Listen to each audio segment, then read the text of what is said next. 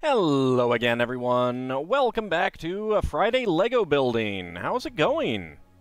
We are back to continue with our D&D set, and this is about what we have done so far. Although there is an additional section that needs to be finished up before it gets put in, and I think that's what we're going to be working on. And my goal is to finish it tonight. Still not great, but trying to get better. Well, I hope it does get better for you, Bahamut. It's going okay for me. I don't know if you noticed, Bahamut, but there's I linked to a picture of some northern lights in Ireland. It looks suspiciously like you trying to Mega Flare Ireland. I don't know. You wanna let us know if that's what you're trying to do? I went to the Lego store yesterday, and they had in the Build Minifig section cellos, which is super awesome. Like, there was just the bin was just full of these guys. So, I got one. Obviously, like, it's in the jazz club, but we haven't built the jazz club yet, so.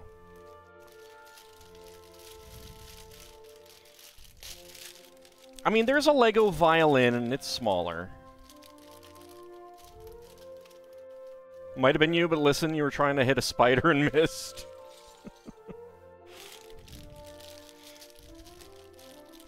I also have a post on Blue Sky that's doing some nice numbers. It's very nice when it gets reposted by someone with lots and lots of followers. Let's get this on to the board. And it was a joke. I have a terrific joke about Theseus, but it's a bit labyrinthine.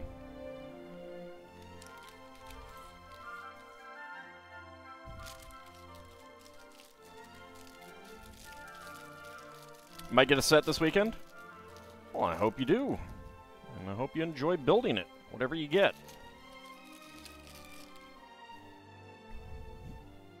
Alright, let's actually move this over here. Alright, so bag number 24. While I was in the Lego store, I also got the new series of minifigs. So we'll start that as soon as I actually have some, once we actually finish one of our current sets. Because those came in, and I got some so that I'd have those sheets. The Pac-Man set does look nice. But while I was in there, there was a mother and daughter, I think, and they ended up buying the Rivendell set, which is pretty nice.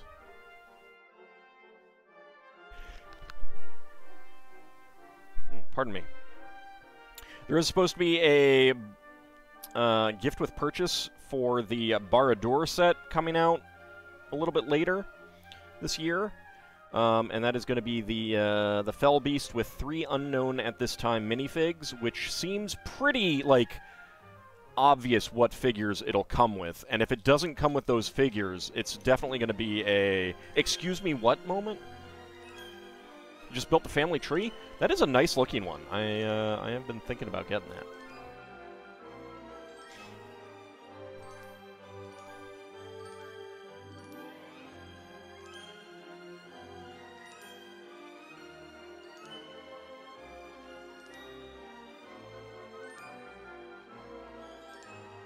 Oh yeah. Oh yeah. They were really excited when one of the store employees calculated out how many insider points they're going to get for it. I don't blame them. Suddenly my nose has decided to get stuffed up. Hold on just a second.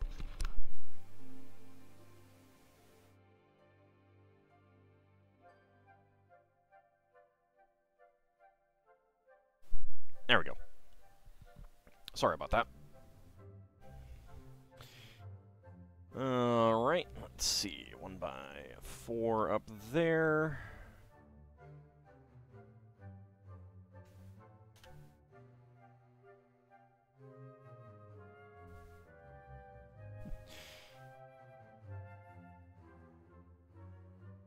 You know what makes you feel old, seeing Magic the Gathering cards on Antique Roadshow? I mean, Magic the Gathering cards have been around longer than Pokemon cards, and Pokemon cards have shown up on Antiques Roadshow.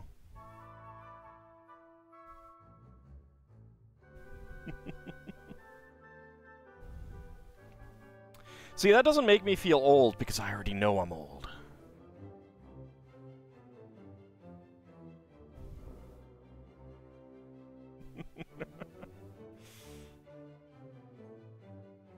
Yeah, I'm so old.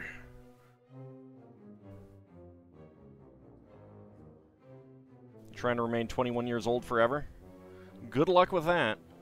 Good luck with that. I tried that for about a century.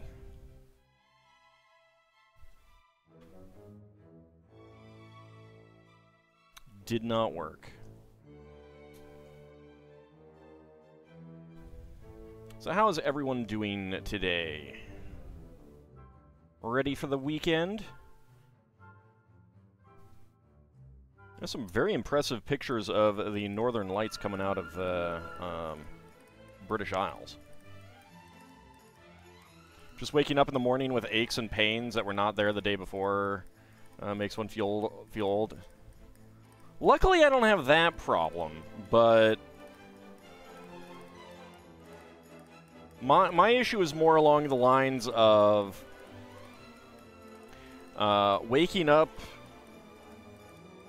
and, like, multiple times throughout the night when that never used to happen to me before, you know, and having caffeine too late at night keeping me up when that didn't used to happen. That's the thing that makes me feel old. It's like, oh, man. I remember back when I was in my 20s, I drank, like, 4 20-ounce bottles of Mountain Dew and slept just fine that night. Why can't I do that now?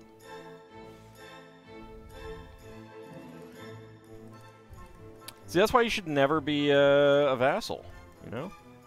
Just always go independent. Or murder the guy and take over his throne. Either way. That works too. Nope, that's not what I want. That is what I want. Multiple wake up at night does suck? Yeah. Yeah.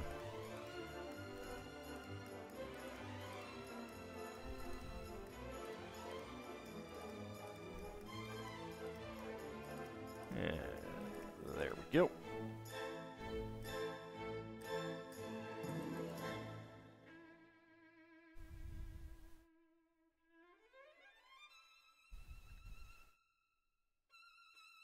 And an inverted slope right there. And a corner brick. You're fine with the Empire you were a vassal for, but then they started doing stupid things like giving members of your dynasty duchies and that you don't want to have them to have. Yeah, see, I mean, that just goes to show you that you need to maintain independence so you have total control over everything.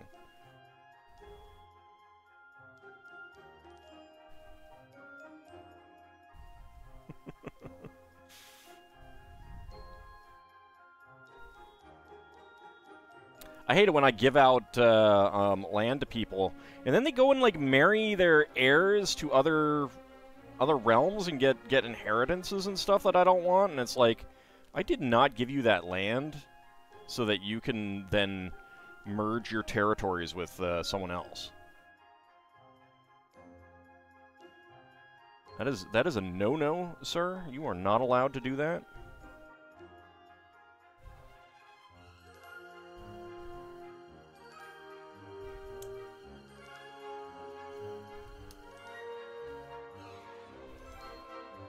You're messing up my de jure drift?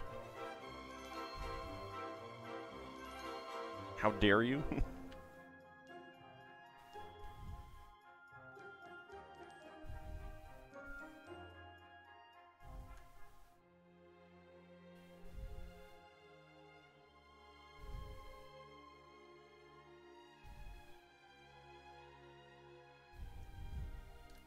This is getting very tall.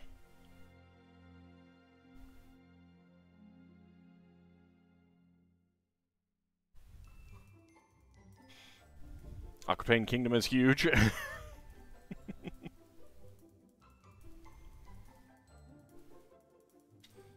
let me move this to the side a little bit.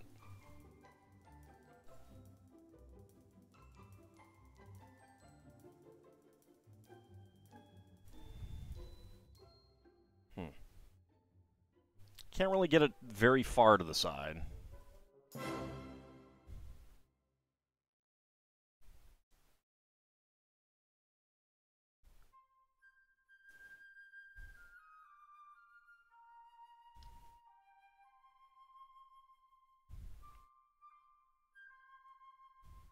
Howdy, Cloud Warthog, how's it going?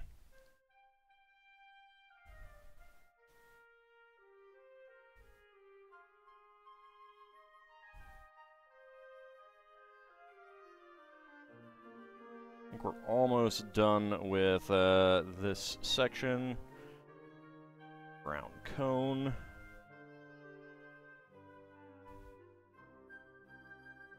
And gold and blue flags.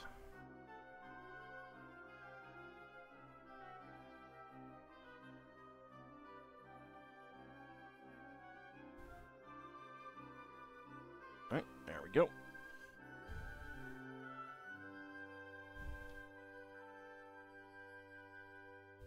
That is so high up now. It's so ridiculous. Alright, let's actually move it back because we're going to be working in there. We have a black saucer piece and an egg.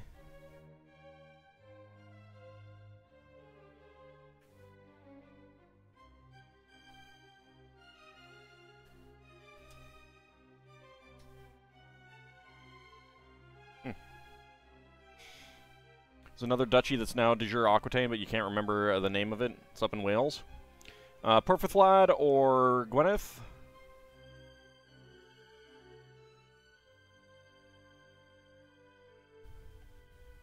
Blanking on what the other one is. Gwyneth. There you go. It is Gwynedd, Gwyneth, I believe. The double D in Welsh is a TH sound.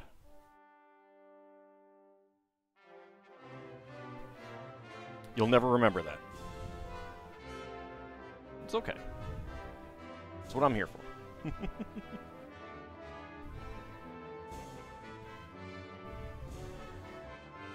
Some of these candles are burning a little low on here. Oops, and I just realized that I got that one wrong.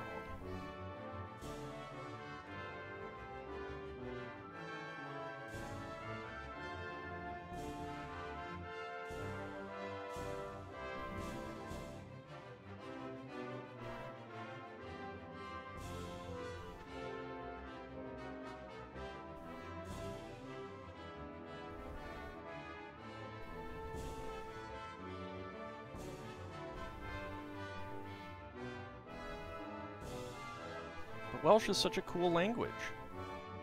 No space in the memory banks for CK2 stuff.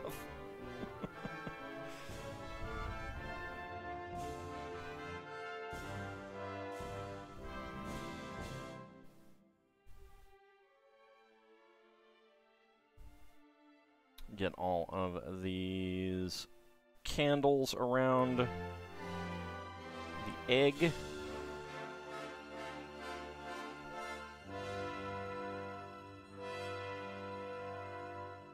There we go.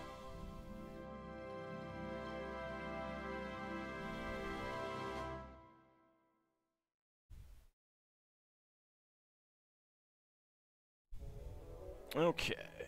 Flip it back around, and we have the gray slope there, dark gray slope right here. Howdy, Area High One, how's it going? There we go. And then...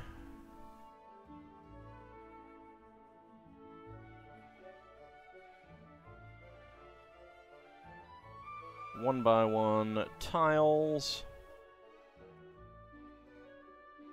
Good but sleepy.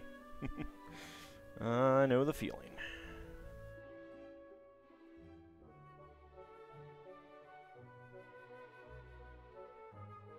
You're also troubled with how much you're asking your computer to remember for you? That's fine. Nothing wrong with that.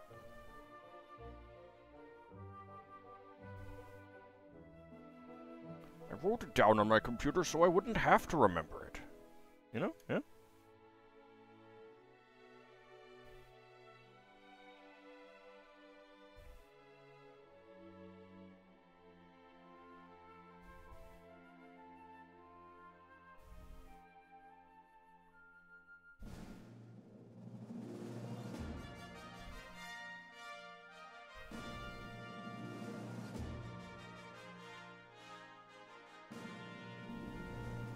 Get these 1x2 tiles on here.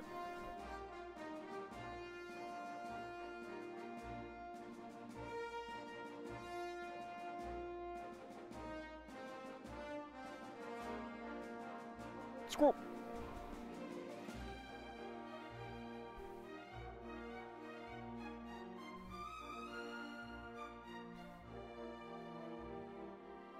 Oh, now I'm bumping these down here.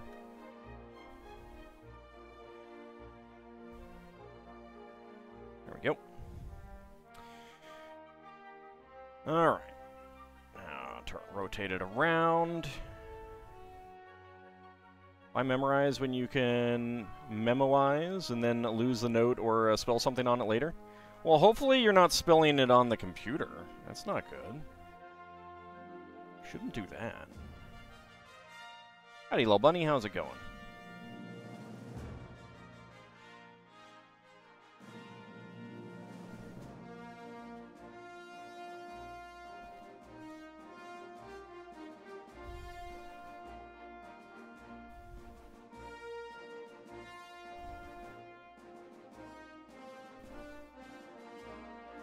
Alright. And there we go. All of the corner tiles on. Now we get to make another tree. I'm doing okay.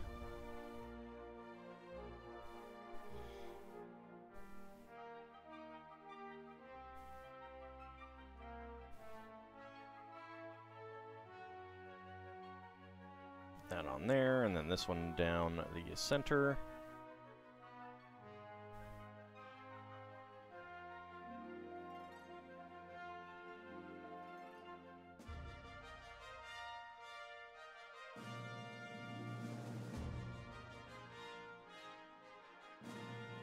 So, Lel Bunny, if you didn't see it, I figure you'll get a kick out of the joke I posted in Overwhelming Me Mention. Momentum, whatever. I can speak properly.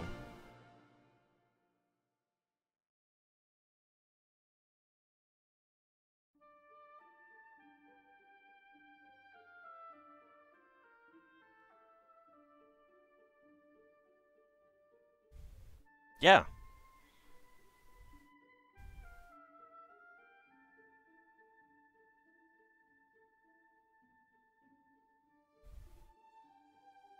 Gotta love the Greek mythology jokes, right?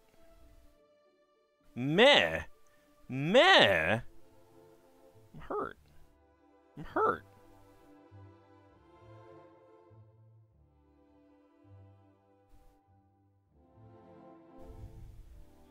Let's see. I do want 5 of the brown.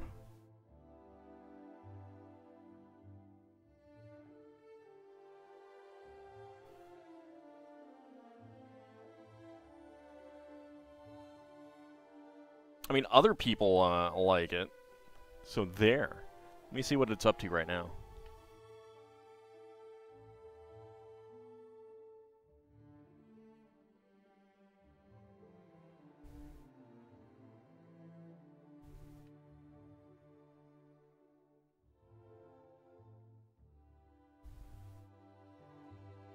Up to 67 likes. That's pretty impressive on Blue Sky.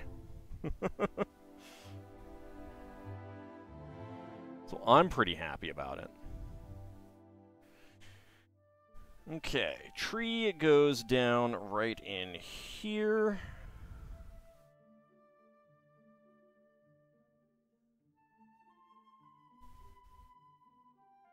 That's true. That's fair. But still, it's a Greek mythology joke, and it's related to minotaurs.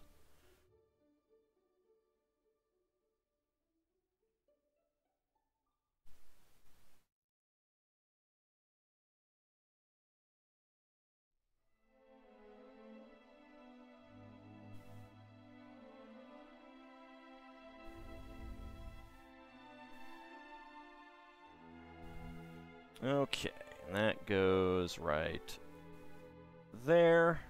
There we go.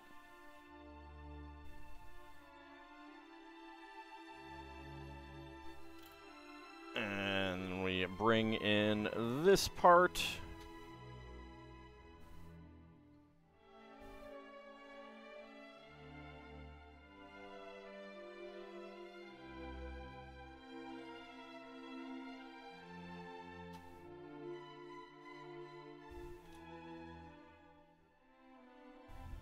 Alright, I think we're going to connect it into the back, but first, let's go ahead and grab our friendly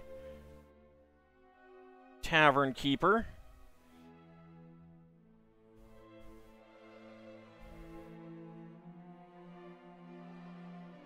Pop off her head.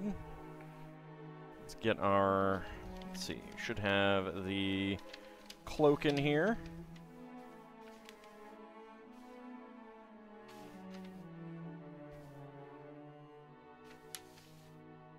I mean, it doesn't portray minotaurs as bad, it portrays the minotaur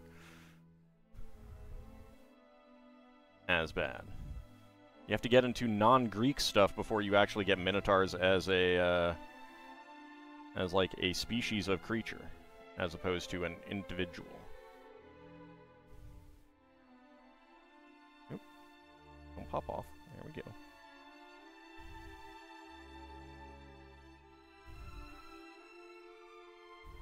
Like, Minotaur is a proper name.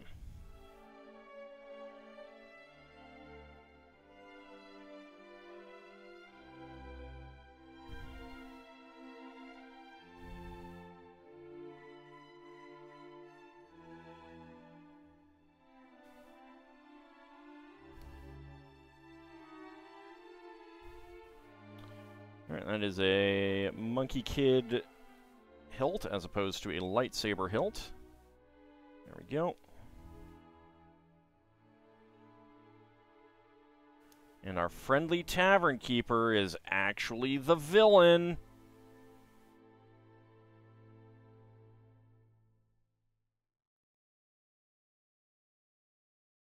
It's kind of a great face, though.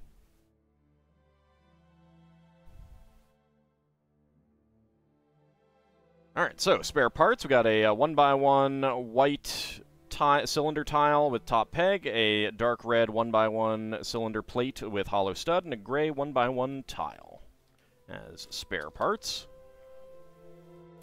Alright, does it show us putting her in there? Let's go ahead and move her hair back here. There we go. She can be working her magic up there. Let's see if I can bring the camera up this way. It wants to focus back here rather than up here. Well, that'll have to be for the moment. Okay. Let's actually put her hair in the Mimic dice box. That's where I'm putting all the extra stuff. Okay, let me get this in there. That is going to go... Get these minifigs out of the way. And the beholder. Howdy, Kinshir. How's it going?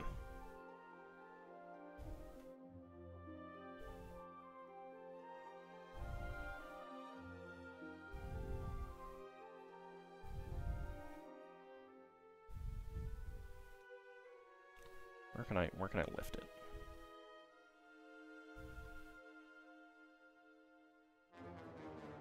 Oops.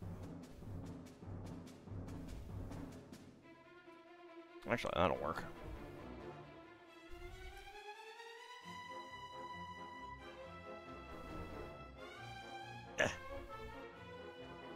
That has popped off for some reason.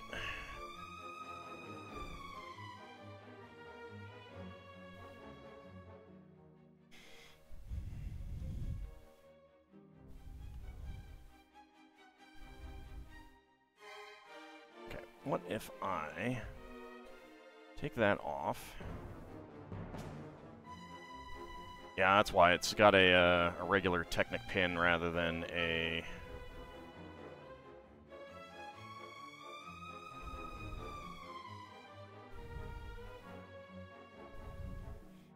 This is not the easiest thing to do on the cloth that I have here, because it likes to bunch up.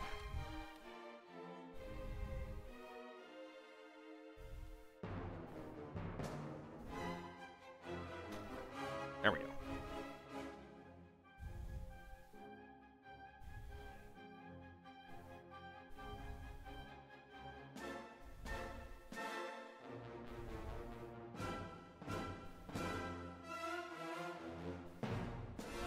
Okay, let's see how the camera likes that. So there we go. We got our tower there.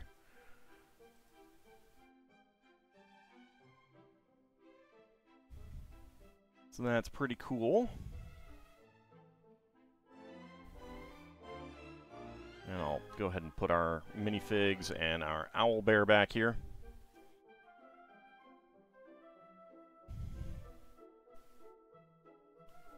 Okay. Oops. Princess Linda got bumped. Alright, so that is the end of Book 3. So we are on to Book 4.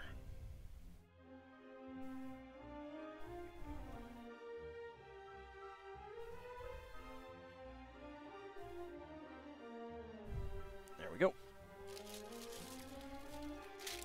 Alright, so, nope, I want 25. There's 25. Got a little out of order. You prefer your idea of Minotaurs as wisdom keepers of underground orchards and libraries better? No one thinks you're dumb. I mean, that's a perfectly fine thing to do for a specific setting. Novel or game setting. Story setting, that kind of thing. Nothing wrong with that at all.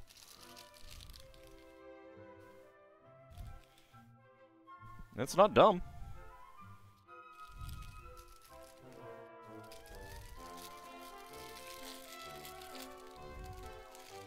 There's plenty of room for people to do whatever they want with all of these fantastical creatures, you know?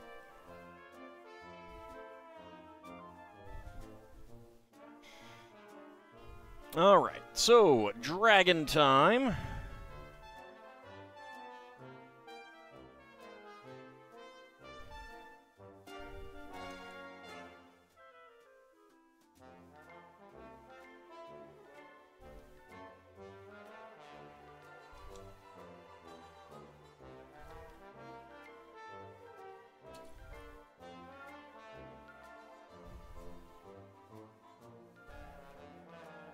I mean, that's the thing, is that myths are just stories that people told. There can be new myths, there can be new stories. There can be old stories dressed up in new framings.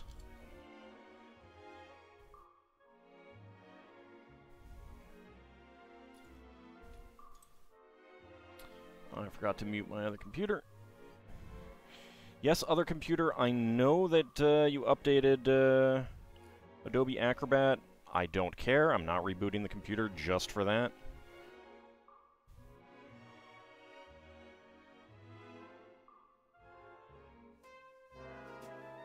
I do not know why it wants to reboot just for an update to Adobe Acrobat. It's so dumb.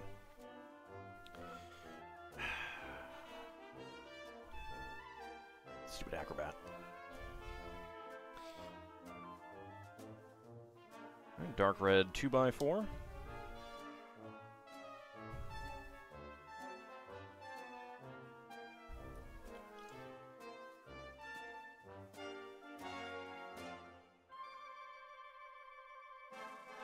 I mean, I'm okay.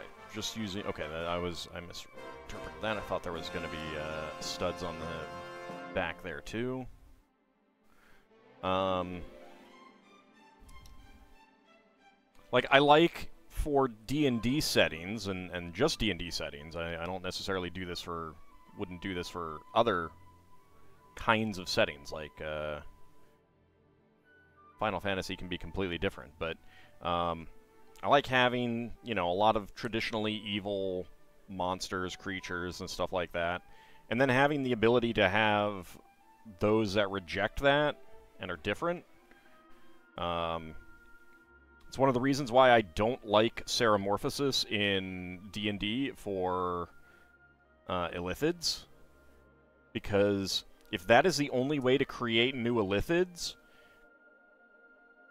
it's an evil act. How can you have a good member of that society advocate for a change to the way the creatures live, you know?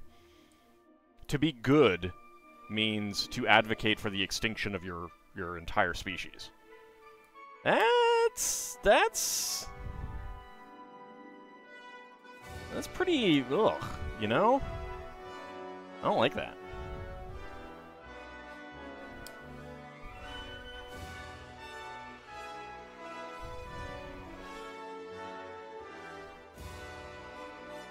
There we go.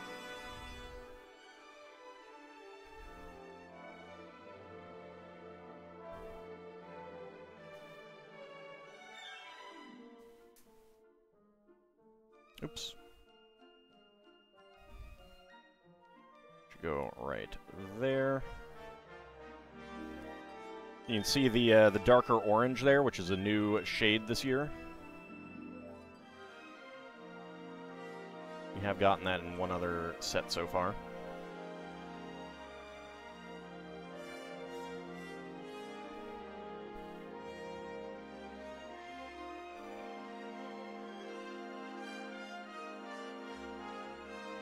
Yeah, I'd imagine that a typical actual bull in an actual China shop would be kind of panicking, and that would be the issue, is that they'd panic and be breaking stuff.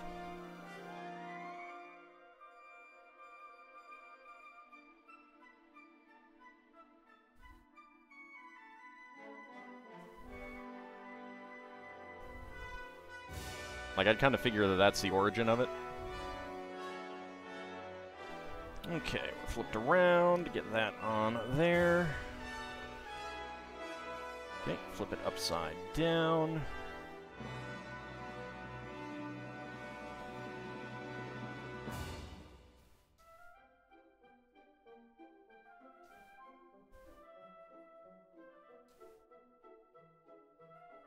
Inverted curved slopes.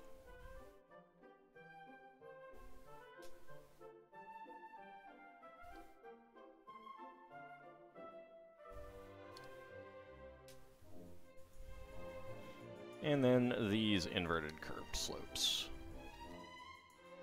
There we go. Okay, then along the back, get some black spines.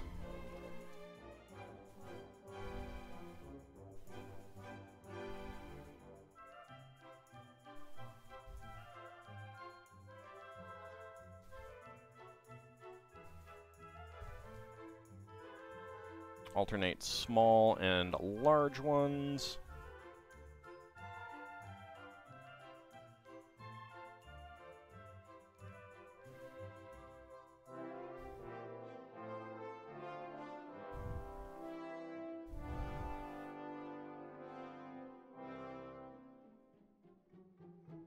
Well, I doubt that a bowl in a china shop actually came from an actual event. You know, it's probably related to just kind of seeing bowls when they're in an aggressive state and stuff like that, and then picturing them in a place with such delicate objects.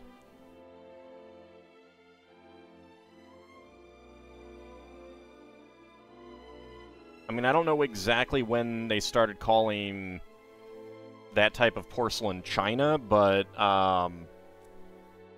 pretty sure that's fairly recent. Like, last few hundred years. Alright, so, we have a large black tooth claw element. No, these are, this is spines. So this is the back. This is going to be the tail, I think. Red 1x1 tile slope, and a black 1x1 cylinder plate with hollow stud.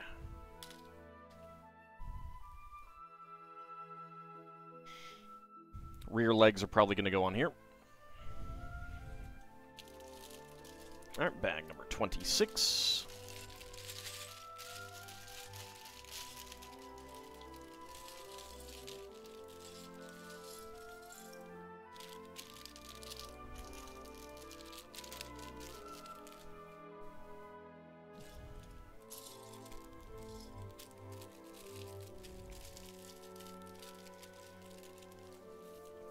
Modern depictions of red dragons tend to give them, D&D red dragons, I should say, tend to give them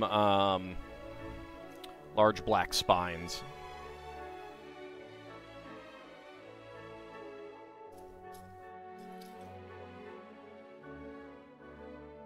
Nope.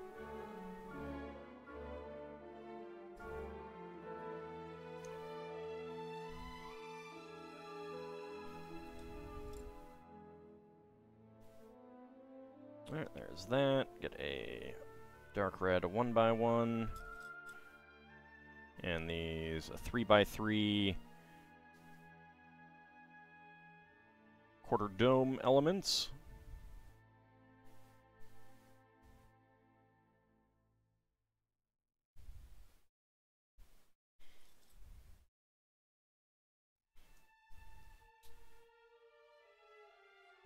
Yeah, it strikes me as purely metaphorical. Red 1x5, that's cool. And orange slope with cutout. No, I know where they are. I just need to move some furniture, and if I move the furniture, I need to do other things. I need to swap out some hard drives in a server back there. I need to swap out a UPS. So it is waiting until I'm ready to do all of that.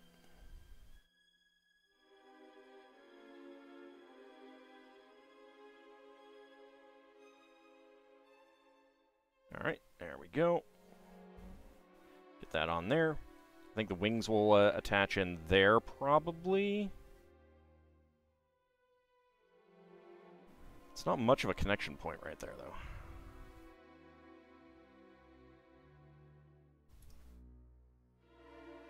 It's barely spring, it's more summer. Although it's actually spring right at on this very day.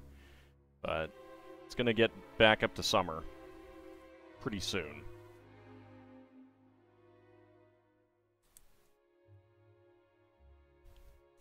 Disgustingly warm.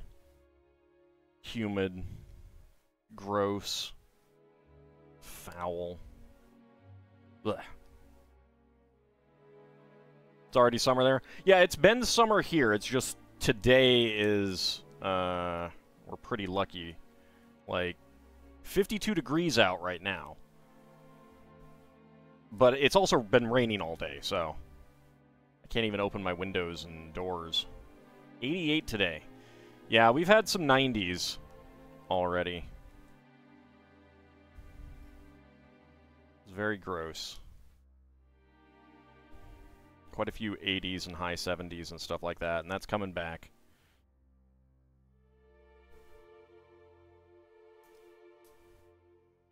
Not looking forward to it. 45 degrees F there. Yeah, that's still winter where you are.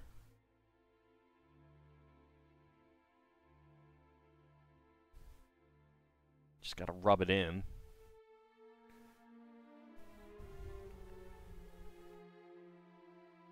Alright, ball joint piece. Orange 1x1s.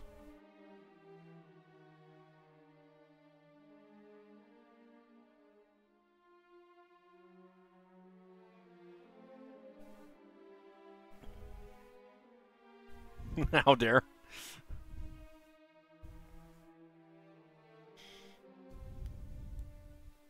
That is definitely winter temperatures.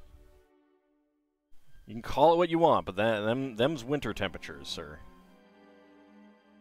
Just because it gets incredibly cold there where you are doesn't make that not winter temperatures. Have to enjoy the unpleasant temps to enjoy the pleasant ones? No, you don't. You can just enjoy pleasant temperatures. That's what air conditioning is for.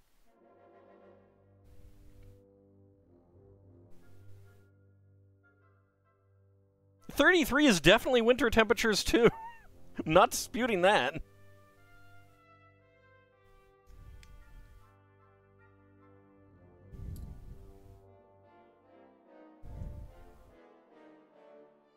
Have to endure the unpleasant. No, you don't. Again, you don't have to. That's what air conditioning's for. Or heat.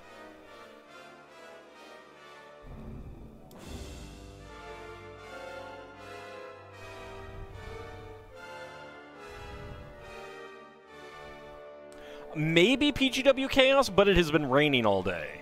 And it is still raining. So, there's a little problem of cloud cover. I doubt it, though. I know people in London were, but keep in mind DC is about as far north as Lisbon. So we're pretty significantly further south than London.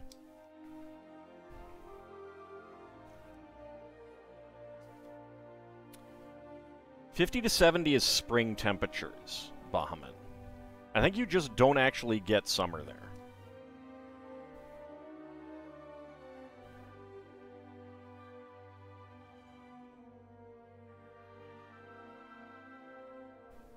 Which is pretty nice, actually. I would take that trade-off.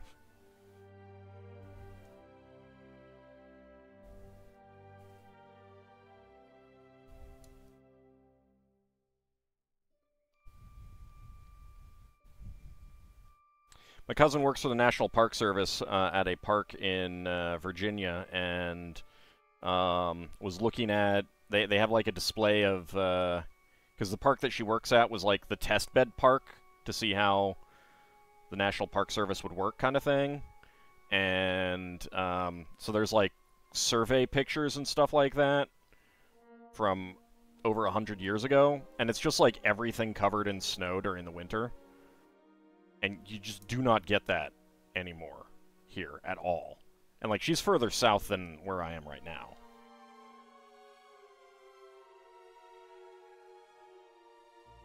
It is crazy how much it's changed.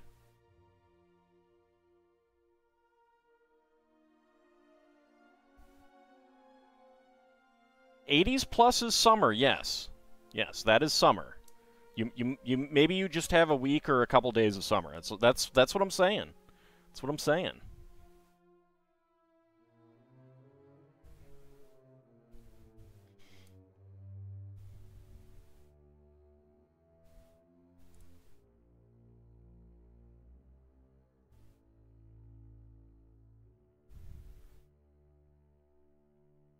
Alright, where is... There it is. The other curved angle part.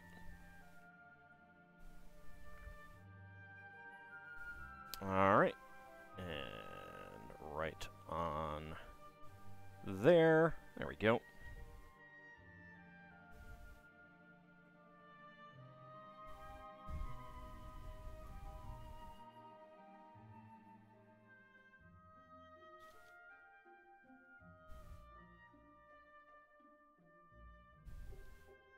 Oh, it's not Mother Nature.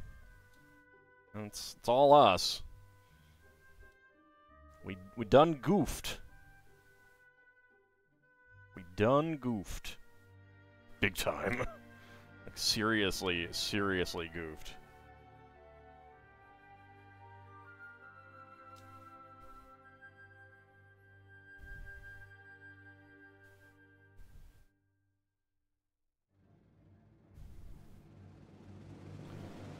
Alright, 2 1x1 quarter cylinder tiles.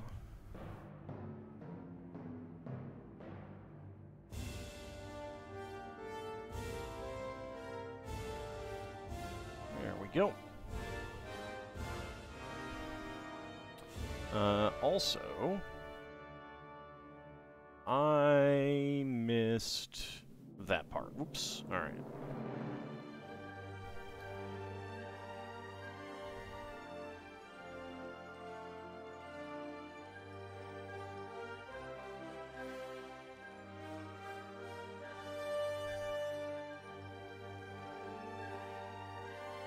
Actually working on a pretty fun motherly deity right now.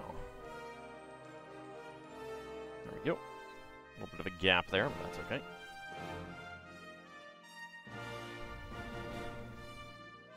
Alright, orange 1x1 tile slopes. And then flip it over and get some more orange 1x1 tile slopes here.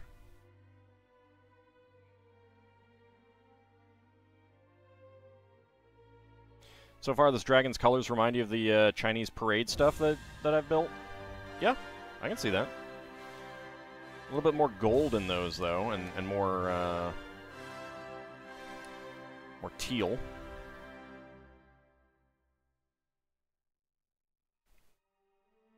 Red is a pretty traditional color for dragons across the board.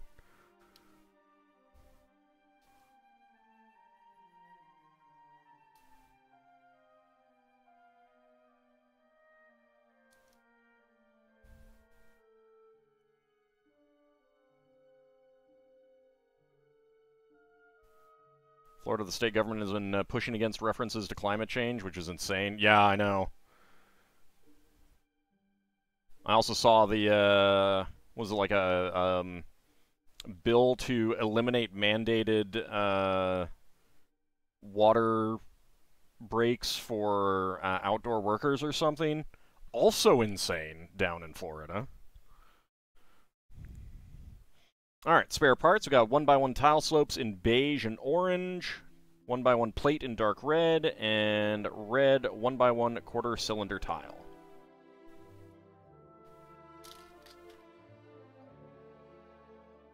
Alright, bag number 27.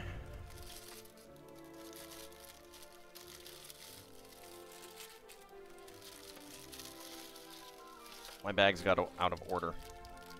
I think when I was looking to see how many bags there were.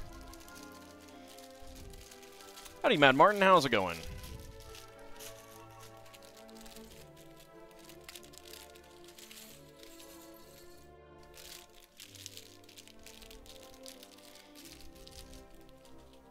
I mean, we've already had like 6 inches of sea level rise all along the eastern seaboard. Like, it's not going to take too much before a lot of the parts of Florida just start sitting underwater. And there isn't going to be anyone who wants to do insurance there anymore. Very glad that today is Friday. That means you're one day closer to retirement. Indeed. Indeed.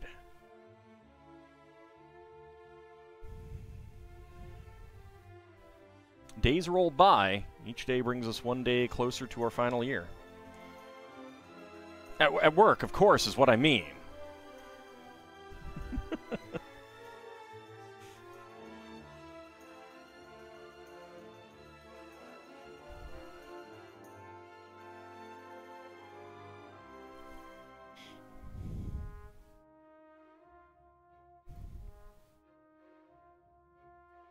Insurance prices are insane, yeah. Well, but I mean, like, it's not even going to be just insane prices. Eventually, it's just going to be like... I mean, I know that a lot of insurance companies have already pulled out, but even more. Feeling some mortality lately? No, I'm just amused by it, actually. Like, depression notwithstanding, I'm pretty upbeat these days. I used to be very pessimistic and stuff like that, but I've gotten a lot less so over the years, which I'm pretty pleased with. Definitely helps fight the depression. Not to say that I'm, like, optimistic. I'm just upbeat.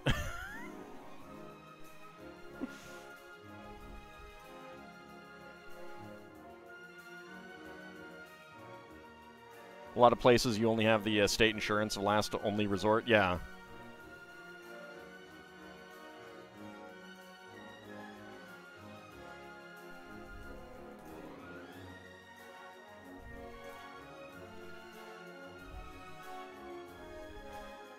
You know, what happens to the state budget when it's like every year more and more and more of the state budget has to go to that kind of thing? Is anyone else not getting Twitch email notifications anymore? I got mine today. Obviously, I don't get them for myself. But I did get one for Kikoskia when he went live.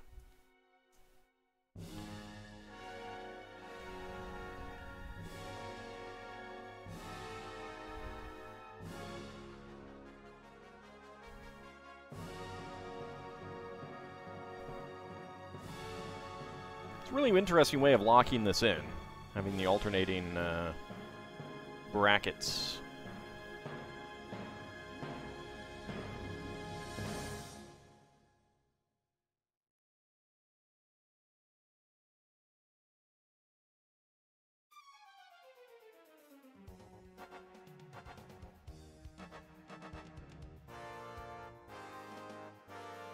Alright, get that on there. 1x3 tile, 1x3 tile, 1x3 plate. I think we're making the tail here.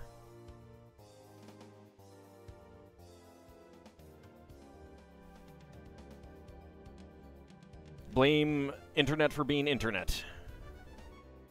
For brevity's sake, you blame all.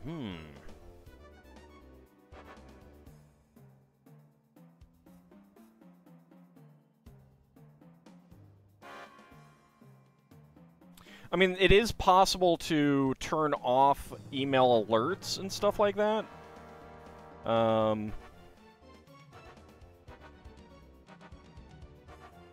But it's also possible that Twitch's system, like, did you get the one for me going live earlier today?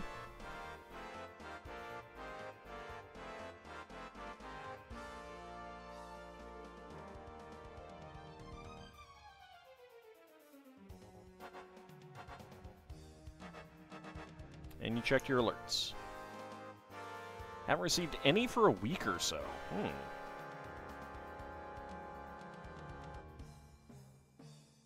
I don't know, you might be able to contact Twitch customer support. I don't know how much help that would be. Never had to do it before.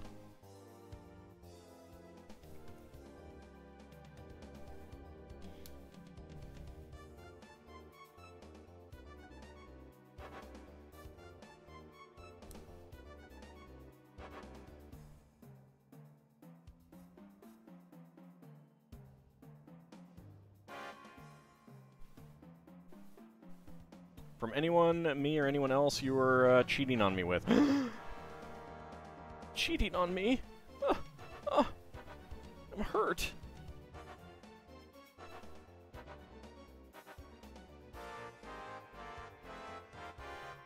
Who are these people so I can go murder them and usurp their positions? I mean, I would never ever do that. No.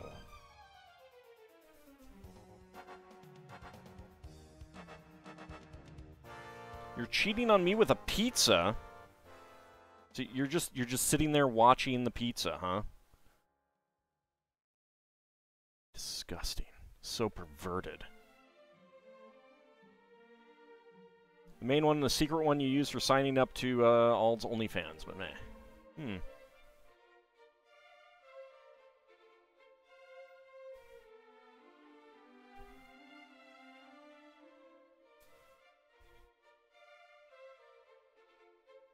I don't know. I mean, I have heard other people having issues, and I haven't heard of how they get resolved. I mean, you could always, like, toggle off, like, try toggling off alert notifications from my channel and then toggle it back on and see if you get the one for tomorrow. Might just be a bug. You need to toggle it on and off again.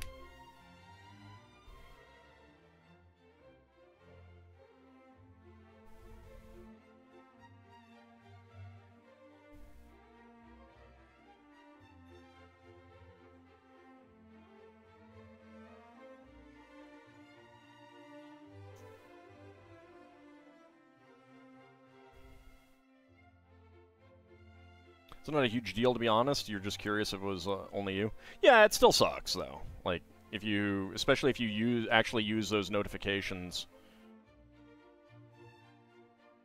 Like, if you got anyone who streams at unusual times or something like that.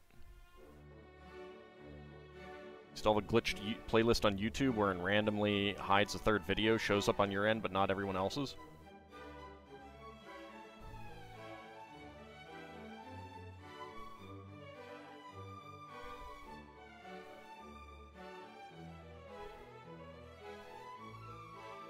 Is it one of your videos, or is it someone else's video?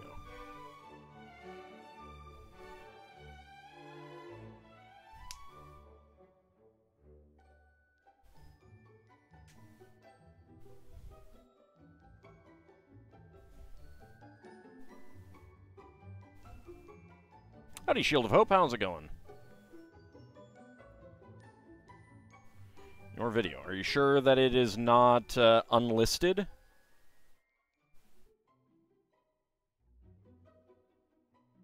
Or private?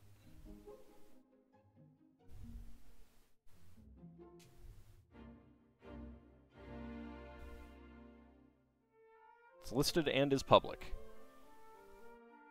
I guess I would say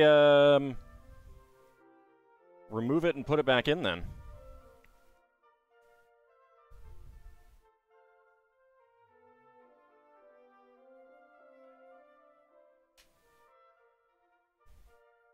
That's what I would do, at least. Did that, and the glitch continued. Just unplug YouTube and plug it back in? You going to try that with Twitch?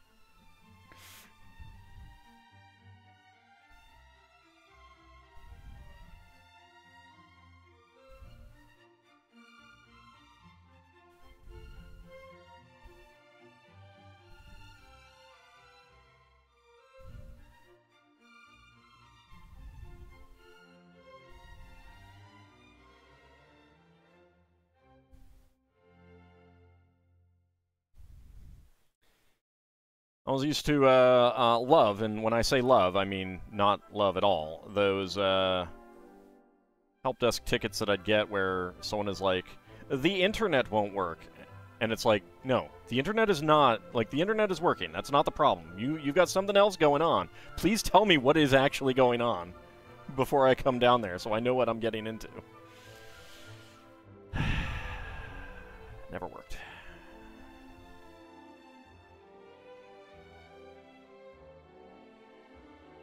You hope the clouds stay away tonight? You're looking forward to the aurora? Just say, clouds stay away. Works fine in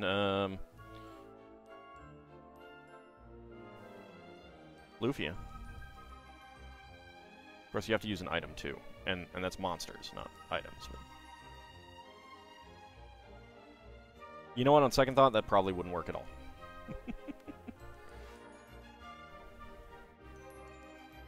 Battletech Kickstarter that you backed seems to be getting close to shipping. Nice.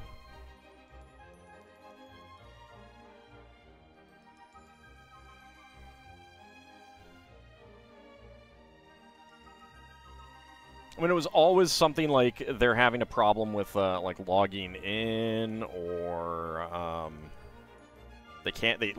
sometimes it's like, the internet isn't working. You get there, and it's like, alright, what exactly is going on? I can't get my email. That's a little bit of a different thing.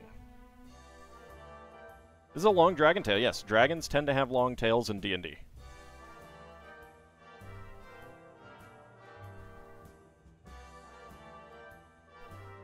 If you have a 100-foot long dragon, it tends to also have a 100-foot long tail.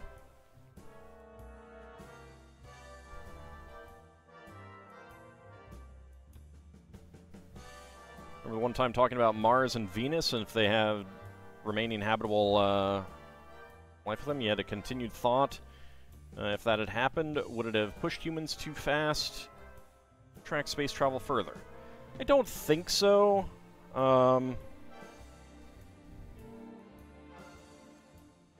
I mean, like, we are very likely extremely far away from any kind of actual ability to travel in space in sufficient numbers to colonize or invade another planet in our solar system.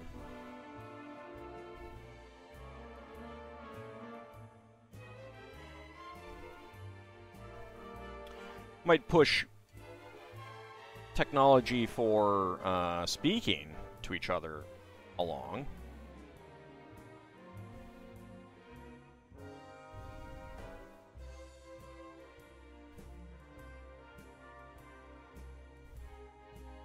Well, that sounds pretty awesome, PGW Chaos.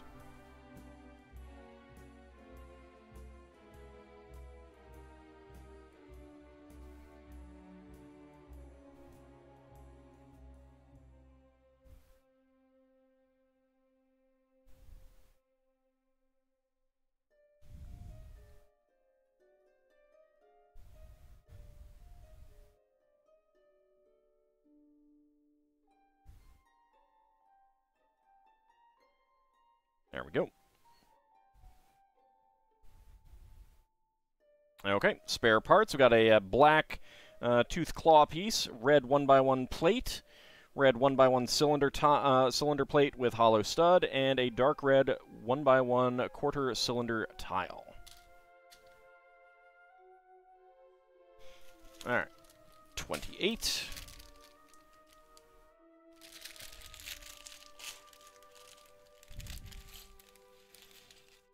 Lots of Technic elements in this.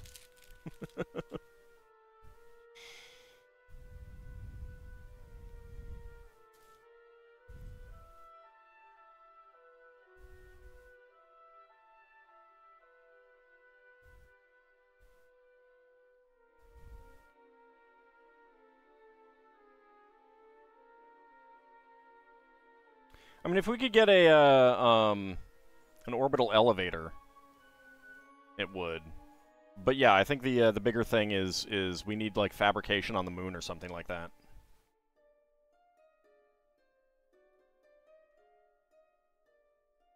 Also been reading more of the lore and background of the game. It seems surprisingly enough a good number of planets are fairly nice to live.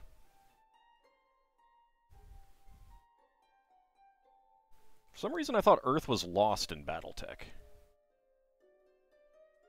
You don't like riding regular elevators? Well, don't worry. It would probably take many hours to get up into orbit.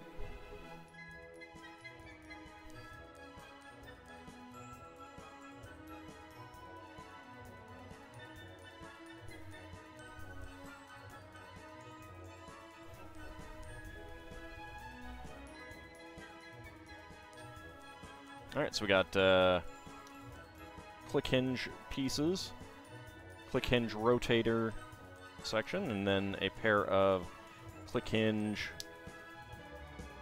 parts right here. Yeah, this is going to be for the wing.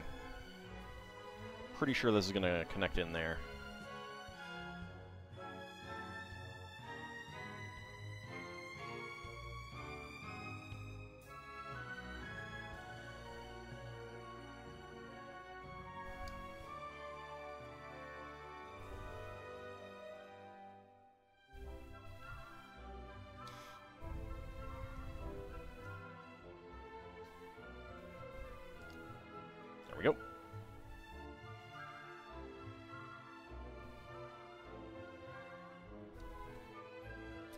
Alright.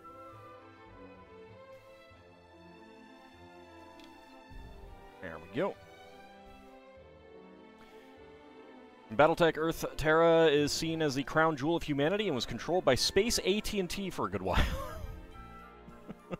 I'm probably mixing it up with some other setting. I know that, like, Star Frontiers, which is very, very different, is not, like, the humans in Star Frontiers are not supposed to be, like, Earthlings, I think. I think they're...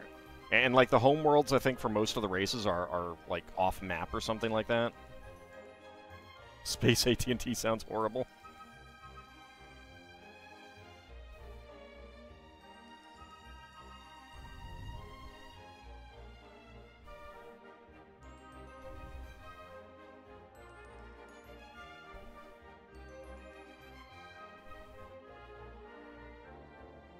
Alright, let's get this blue one in here first, because that seems to work better.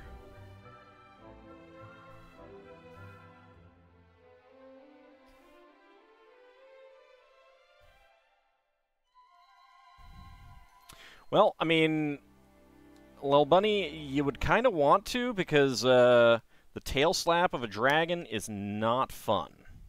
I don't know if they still have tail slaps in 5th edition. There's so many good draconic attacks. Tail slaps, wing buffets, snatches, drops. So good.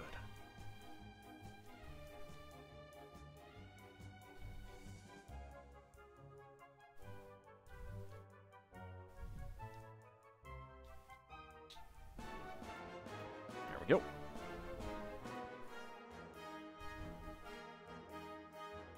Why need all that when you have Mega Flare? Not every dragon has a Mega Flare, Bahamut. Besides, it can be fun to vary it up, and you can't Mega Flare every round.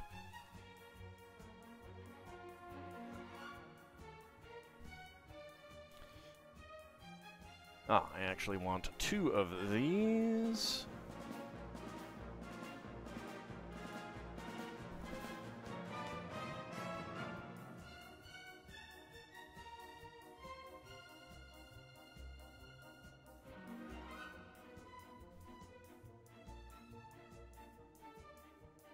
Mega Flares every round because it's fun. I mean, you just can't. Your body can't take it.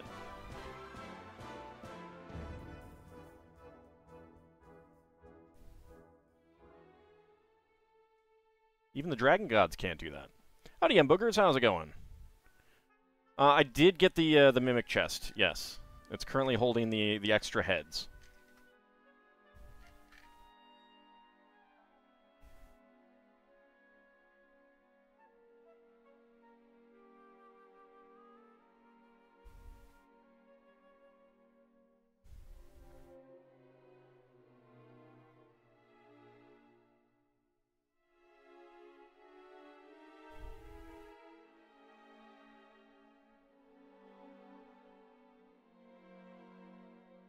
Actually, be pretty easy to clean up Detroit.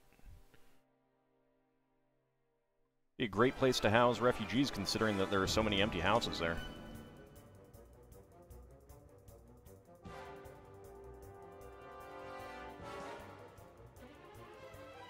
They'd start lots of businesses.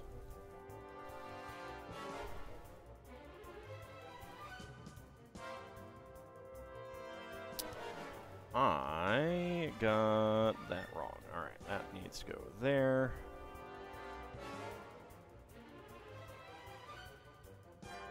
Right, yes. They've done a lot of revitalization in the past decade. Yeah, I'm not surprised. I think there's still a lot of empty houses, though.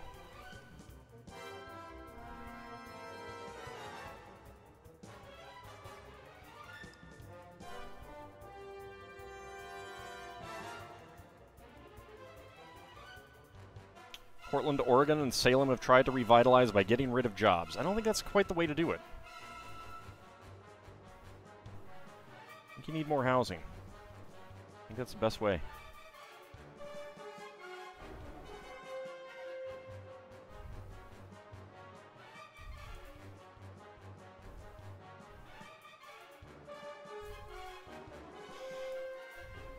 Alright, next up. Dark red.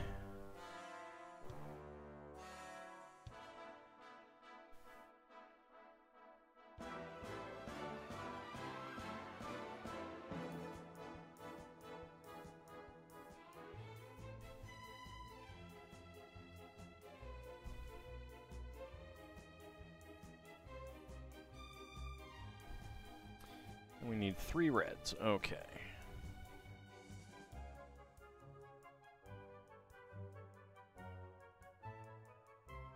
So they want to rename themselves to just land, huh?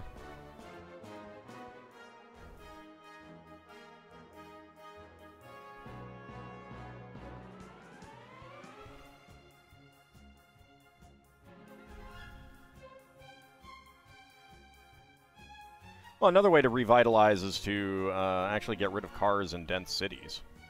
Make them walkable, get better public transportation.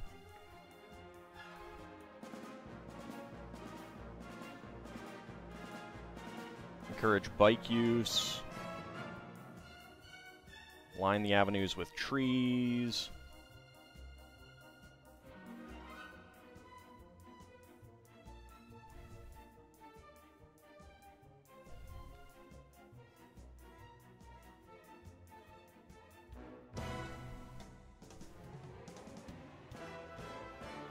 There we go. Alright, yellow 3L axles.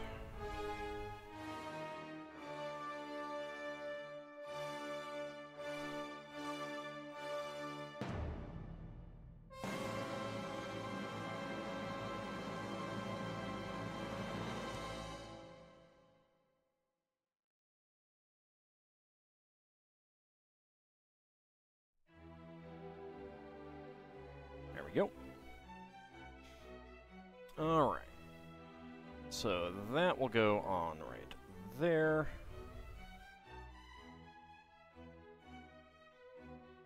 And that one will go on right here.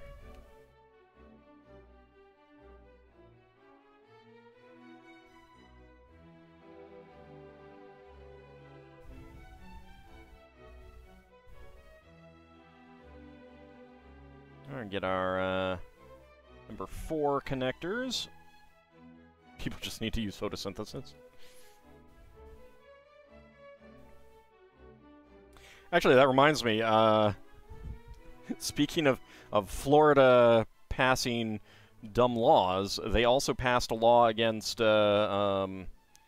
lab-grown meat. It's like, why would you do that?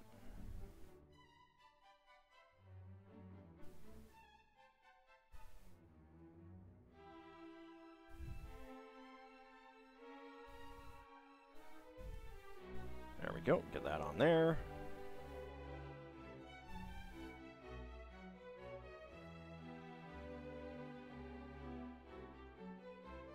I mean, for now. Will eventually require a lot less. And that's not why they passed that law. That is most definitely not why they passed that law. Alright, there we go. Okay, bag number 29.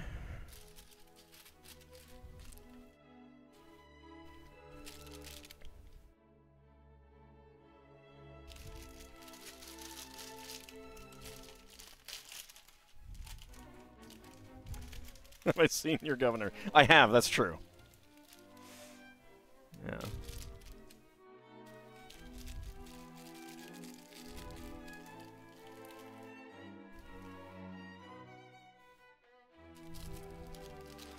Now that is interesting. The new orange used for the pneumatic tees. Quite a few of those. And I'll wait until we actually need to put on the wings.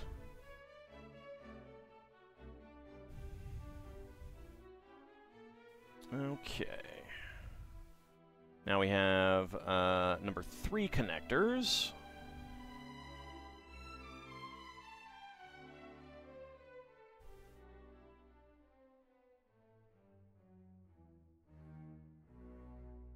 Yay, popcorn!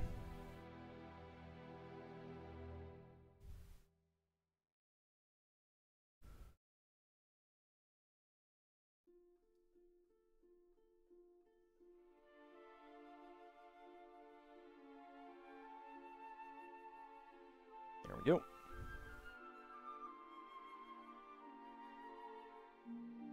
Oh, speaking of ingestibles, I have been drinking zero sugar A&W root beer quite a bit lately.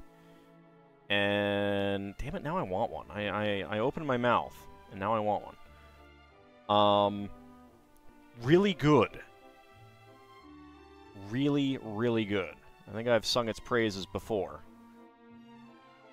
But I think it kind of goes to show that, like, a lot of the flavor in, you know, something like Mountain Dew, which is what I also like, and Sprite, I think a lot of that comes from the sugar, and that's one reason why, like, the versions that contain actual real sugar as opposed to corn syrup taste different, and oftentimes better. Whereas I think most of the flavor in root beer is coming from something else, you know, the other stuff in root beer. So the zero sugar variety actually still holds a lot of flavor. Zero sugar A&W root beer plus lactose-free ice cream is your root beer float? Nice.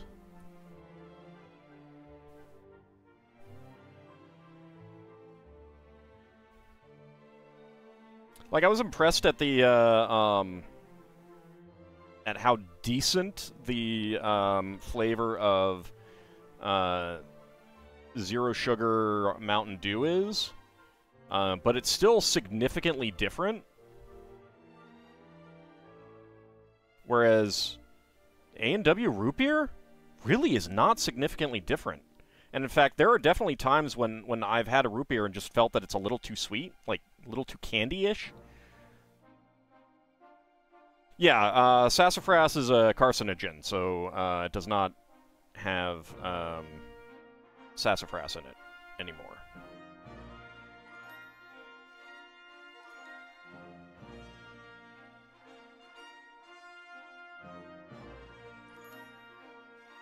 But yeah, I mean, zero sugar A&W root beer. If you like root beer, especially if you like A&W root beer, I'd check it out. It's good.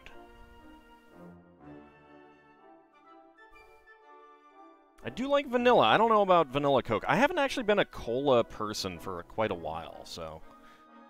But I might give it a shot. Might be worth it.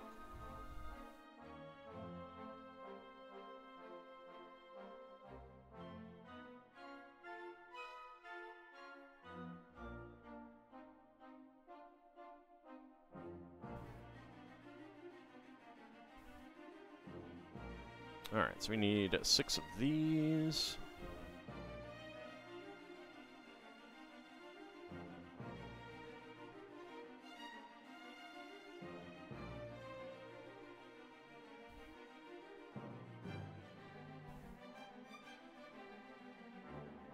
Yeah, but you don't need special people to pilot them, right? PGW? Only thing you've run into zero sugar that you've disliked is cream soda. I haven't had too much cream soda that isn't, like, an actual root beer float that the ice cream all melted in.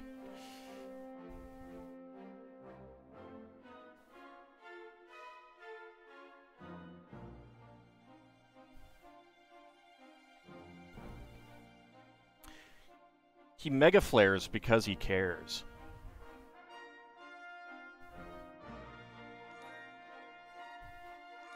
Alright, we also want some candlestick pieces on here.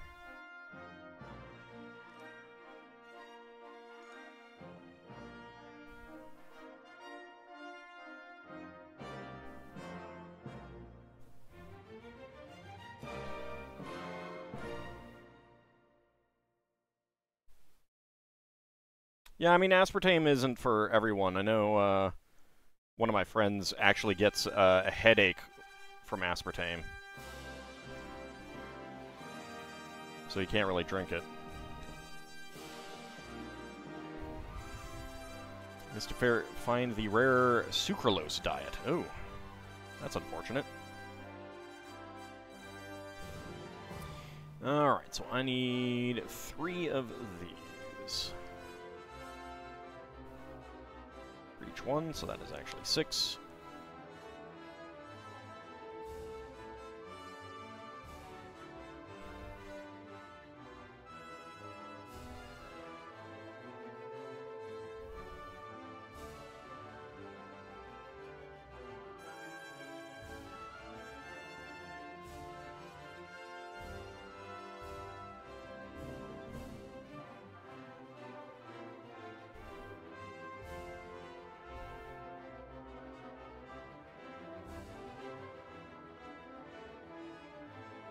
Alright, get that on there, and get a claw on the tip. There we go.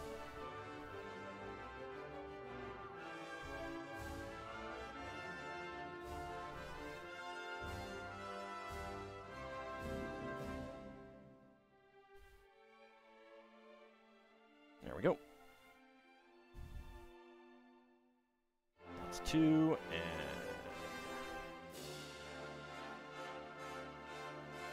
3, and 4,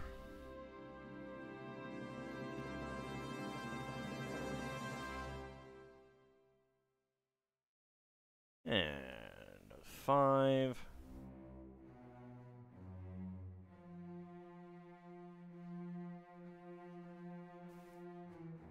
And finally, 6. Couldn't live without fast food. Where'd you get your french fries that taste good? Freezer section of the store? I mean, they might taste good.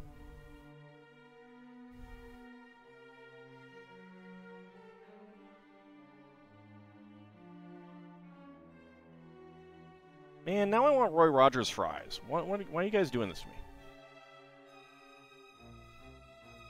Roy Rogers fries are really good, especially when they're fresh. And when they're cold, they're better than cold McDonald's fries. Not that that's very hard. Because you love me.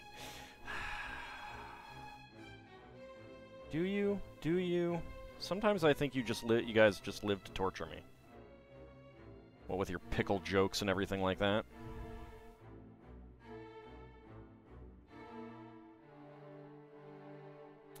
Fresh French fries are the best fries. Yes. Yes. Roy's also has my favorite burgers. Specifically the Double R Bar Burger. It's got ham on it.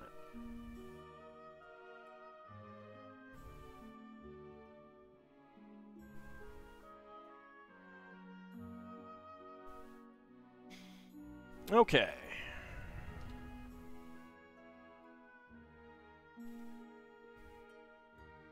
So there we go. And there we go. Very skeletal looking wings on this now. Which makes sense. Alright, 14 of these guys.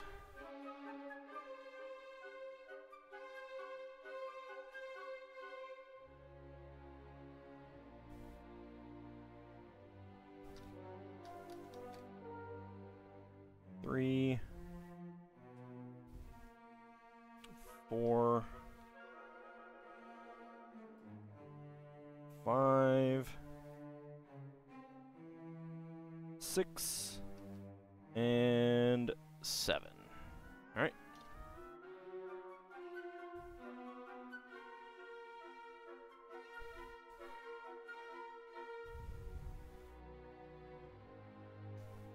One, 2, 3, 4, 5, 6, and 7.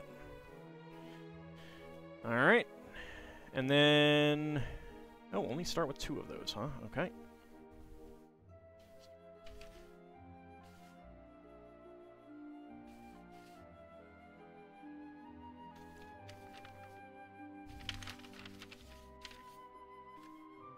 Okay. Bag is now... Our envelope is now empty. And we have our 2 sailcloth.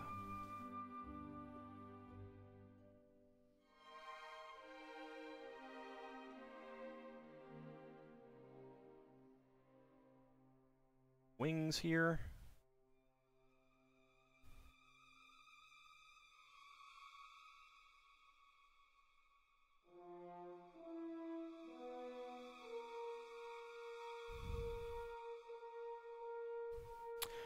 They're fabric. They're actually fabric. You can kind of see the grain to them. It's basically the same thing that pirate sails are made out of, and the thing that pirate sails have been made out of for 30-some years now, 35 years or so. Not 35. Oops. Oh yeah, 35.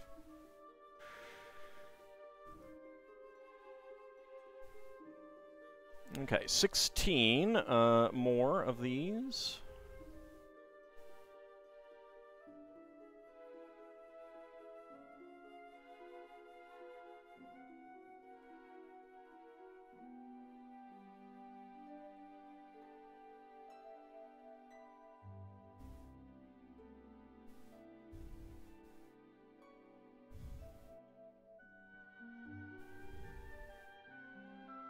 I do see why they used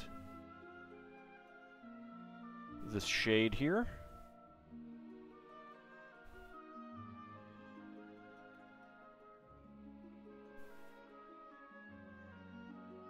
It's Lego fabric.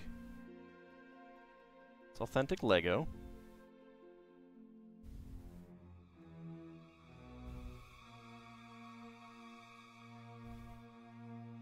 There we go.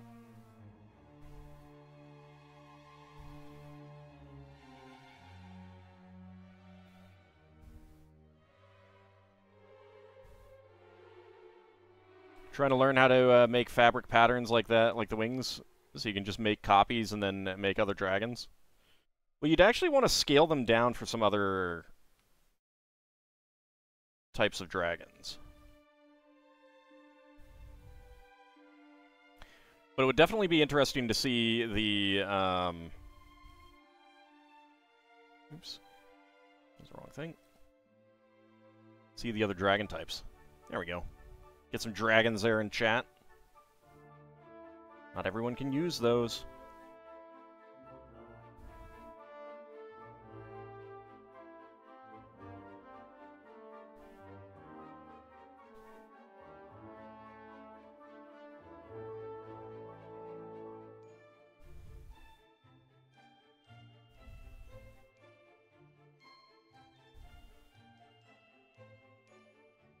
I mean, it could be a type of, more like paper.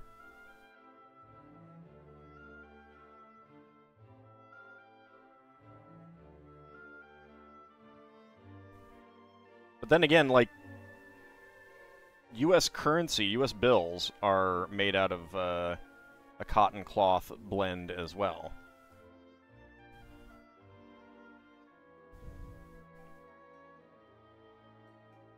One of your goals is to make all the monsters from the Monster Manual out of Lego? That would be pretty awesome.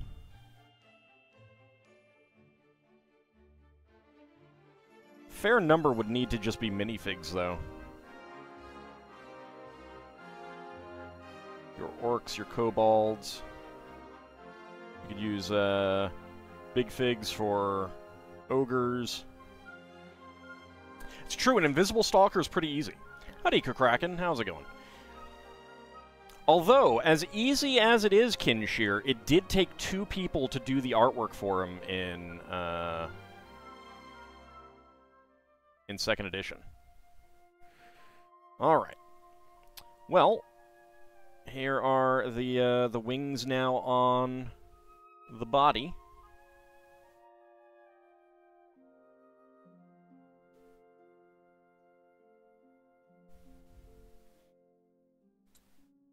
Need to puff up a little bit.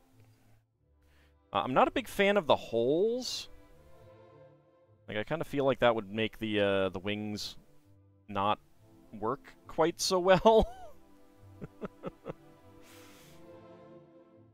Kind of looks like a giant shrimp.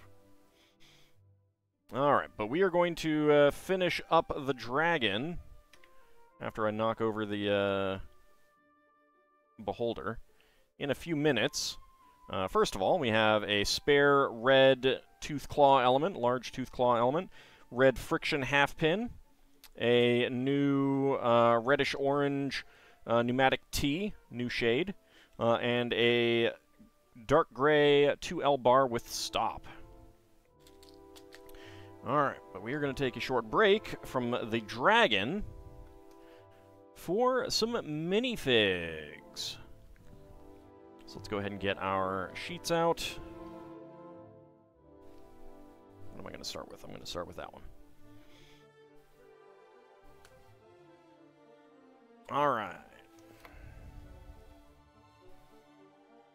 It is most definitely not a holy dragon.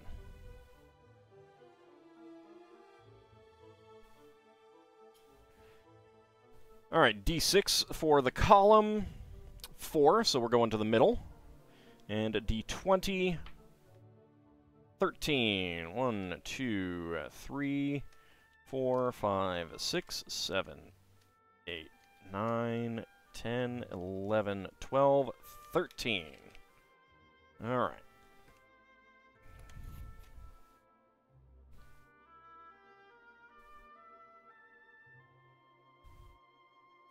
Alright, let's start a prediction. Can all guess what is inside the minifig pack? Let's go. Alright, let me go ahead and roll my D20. 3. So that would be a Lederhosen Girl. Bahamut got a 7. That would be the elf. Tonight's premier guess is a Minotaur dialect instructor.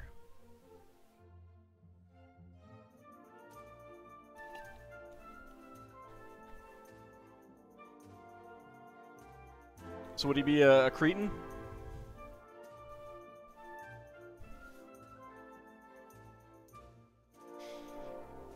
Alright. 1 minute and 20 to go. Get your predictions in. Can I guess what is inside the minifig pack? Centaur basketball player. It's true, there are no rules that say a centaur can't play basketball.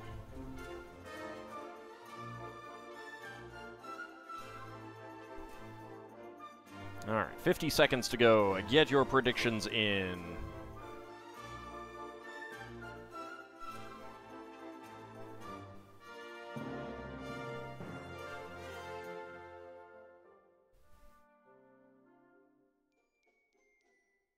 And where is my timer? There's my timer. There we go. Alright, high one got a 10. That would be the welder.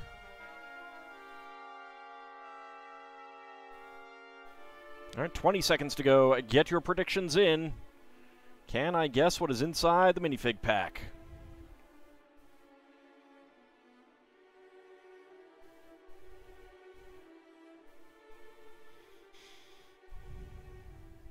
And we are just about done with our prediction time. And there we go. Alright. And go. Alright, let's see. What do we got? What do we have? That is... feels like... a helmet, maybe?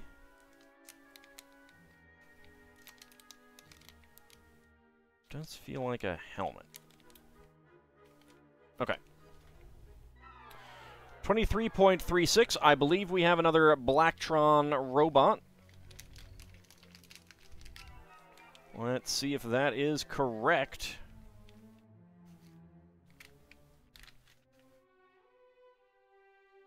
That is correct. All right, another Blacktron robot.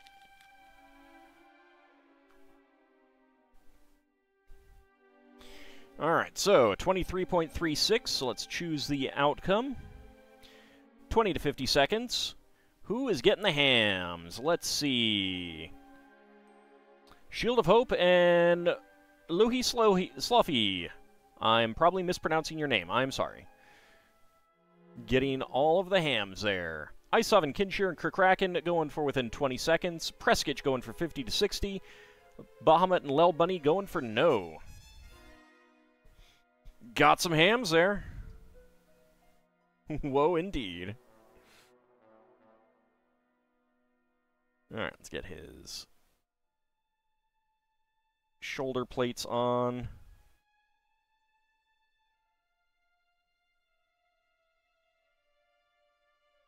You believed in something.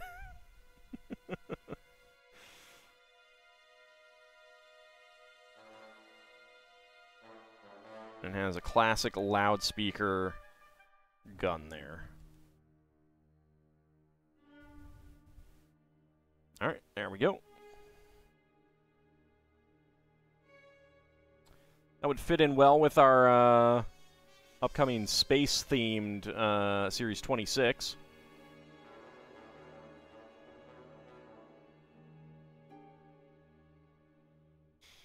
Alright, that is actually our second of that one. Okay. Let's put that aside. Amazing what the megaphone piece has been used for. Oh yeah. Yeah, no, it's a versatile piece. It's not used as often these days, unfortunately. But it is a great piece. It's one of my favorite, like, minifig tool pieces. Castle used to use them for torches as well. Alright, so D6 for the column, so we're going into the third column because I got a 6. So D20, 9. Alright, that is 1, 2, 3, 4, 5, 6, 7, 8, and 9.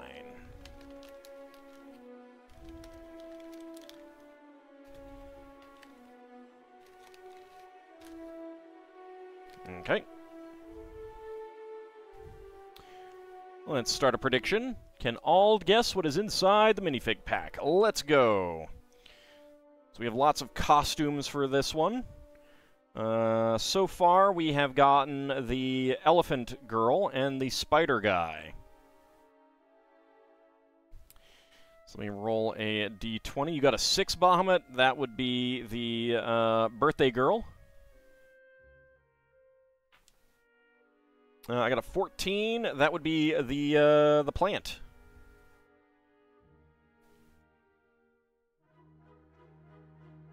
Area high one gets a 12.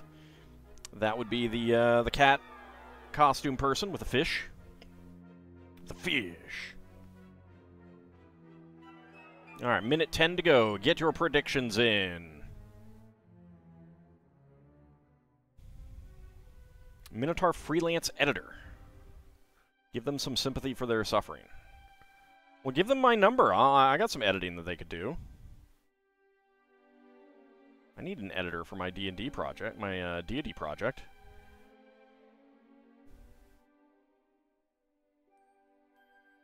Hopefully he comes cheap, because I can't afford much.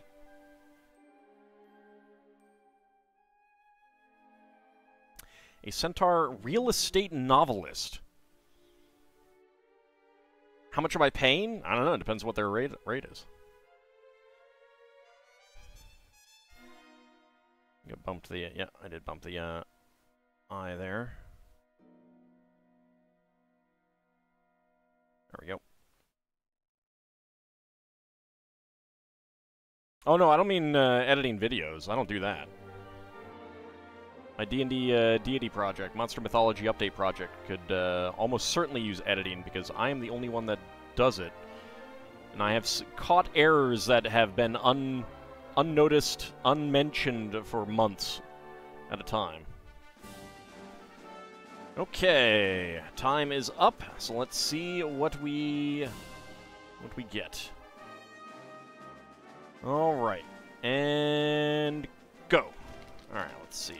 What do we got? Okay, all right, we got one of the two brick figures. I need to feel the hair. I need the hair. The hair is the only thing that will give it away. Okay. Ooh, a 19.47, just under the wire. I believe that we have the red brick figure.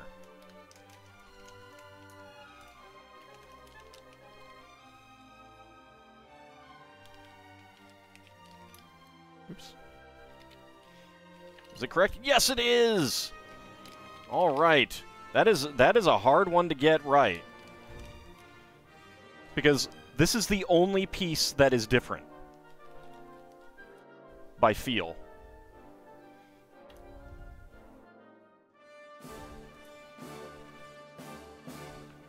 All right, so let's go ahead and choose our prediction within 20 seconds. Complete that prediction. All right, Kinshir and Kraken getting the hams. Very nice. Ice Oven and M. Boogers going for 20 to 50. Shield of Hope and Preskitch going for 50 to 60. Bahamut and Lel Bunny going for no.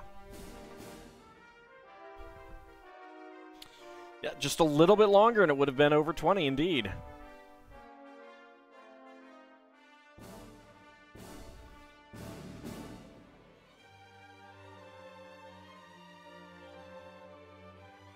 Let's see, single sided face.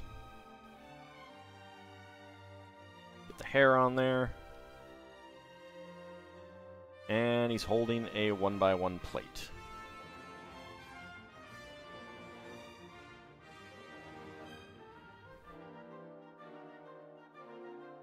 Yeah, I need to go back and, like, reread all of my stuff out loud. I have heard that that is a really great tool for self-editing. He is thick as a brick, yeah. That's fine, little bunny. Alright, seriously, get on the hand. There we go.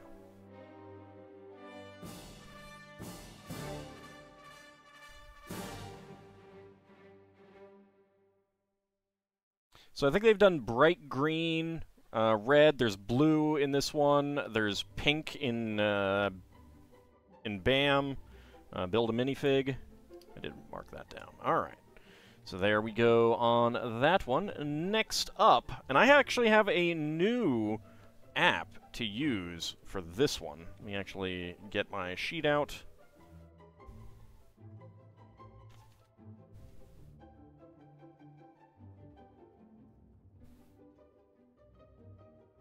Okay. All right, D6. 1, 2, 3, 4, 5, 6. Joy's kitty snuggles. Well, you better share that. Here, reading things backwards helps. I don't know about that. I mean, I can see how that would help, but reading it out loud at least gives you a feel for the flow of the words and stuff like that. All right, so 4. Let's do a D6 because there are 6 of them there. 1. All right. Grabbing that one.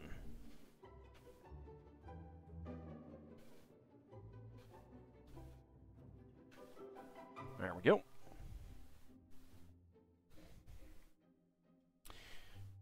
And I need the scale. All right. So let's start a prediction. And again, we're doing this one a little bit differently. I'm actually going to add in a line here now.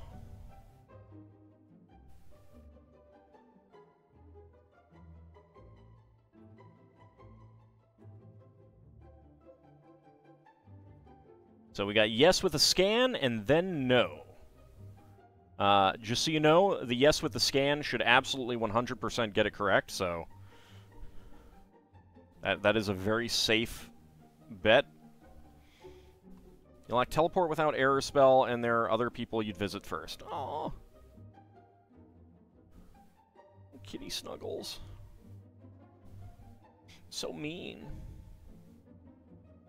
Alright, so we have not gotten our Noir Detective or our Triceratops fan. We are all out of the Train Kid and the Harpy. So let's do a D12 to see what we got. 10. I gotta re-roll because that is Train Kid. 3. Alright, so that would be Basil the Batlord. So we will see if we get that correct. Actually, I should do a yes with a die roll. That's what I should do. Wonder if editing notes in exchange for editing notes would count. Guess it would depend on the material between each party's work. Astral projection, Kitty Snuggles. Exactly. You know? I would totally download Kitty Snuggles. Centaur Rock and Roll Star. Alright, so I'm going to shake it and make a guess. That'll be our first thing. Then we will weigh it, and I should probably get on to the weight guide. Then I will... then I'll scan it, and I have a new scanner, which will be pretty cool. Dang it, Lil Bunny's lurking. I can't get another song stuck in her head.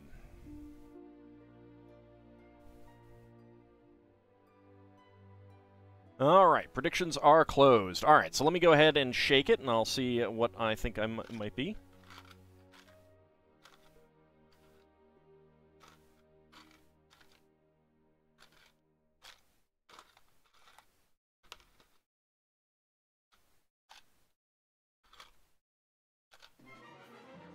Alright, I'm not hearing too many pieces that feel small to me. So I'm going to go with the Barbarian Lady. Okay. So let's weigh it. So my guess is Barbarian Lady. The scale says 17.53.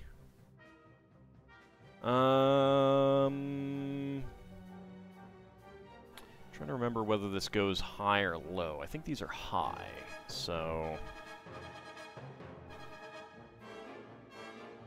I'm actually going to say that this is the Triceratops fan based on the weight. So let's see.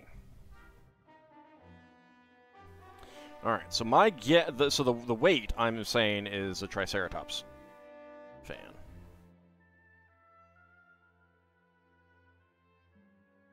Okay, so there's an app, OMG Bricks, and it's pretty cool. Oh wow, Mushroom Sprite. All right, I was not expecting that. So it'll actually like overlay it on there, which is really cool. So you can do multiples at once. This is so good in the store. All right, so it's saying Mushroom Sprite. Let's see if that is correct.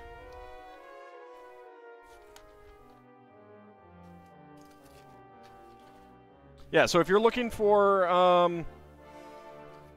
minifigs from this series or the one that just came out, the Space series, works really well, and it is indeed Mushroom Sprite.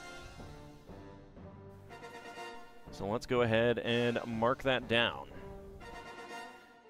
Choose prediction outcome. All right, yes with scan was the correct one. Let's complete the prediction. All right, Bahamut getting the hams there. Very nice. Yes with a guess going to was Preskitch and Kinshir, hoping for that. Ice Oven Kakraken going for yes with weight, and no one went for no. No one wanted to lose their hams. Yeah, OMG Bricks. Very cool. I believe it just became available on the Android store. It's been available on the iTunes, the Apple Store for a little bit.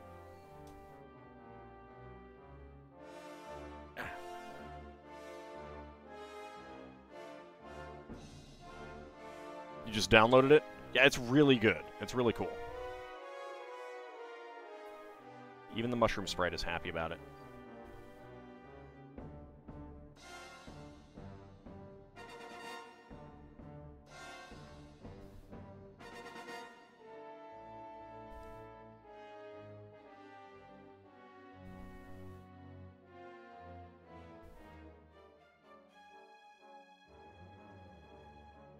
It's not an old mushroom sprite, though, so it's not about to curse a guy with the head of a bear, unfortunately.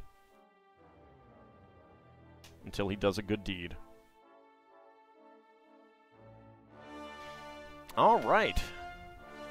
I did mark that down, yes. Okay.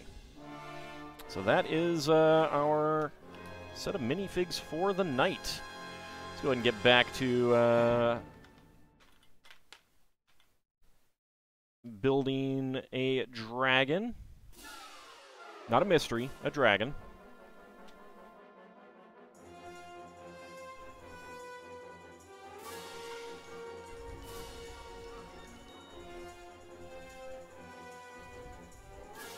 Need more curses to rude people.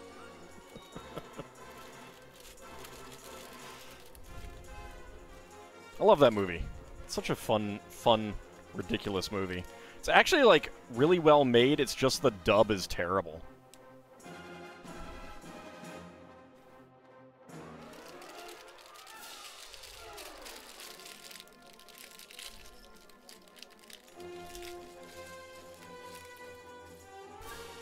And, of course, the renaming of it to Jack Frost. Also really, really dumb.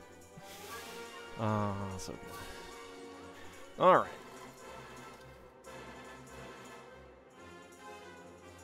Let's start out here.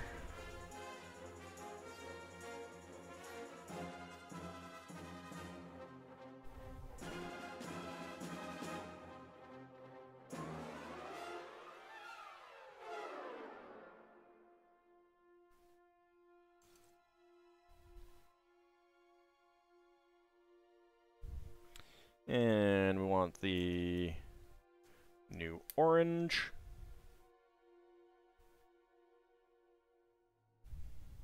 More new orange.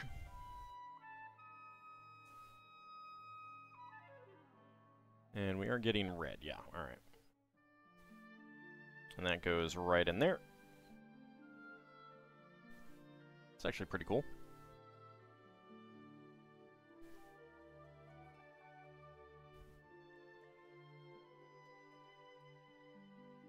That, of course, was an MST3K episode that I am talking about.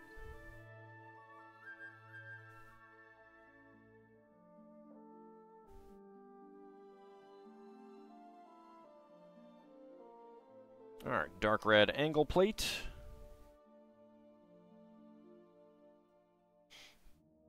Just 140 hams off of a perfect 7K? Well, you just gotta hang around for a little bit to get the rest of that. It's the only way.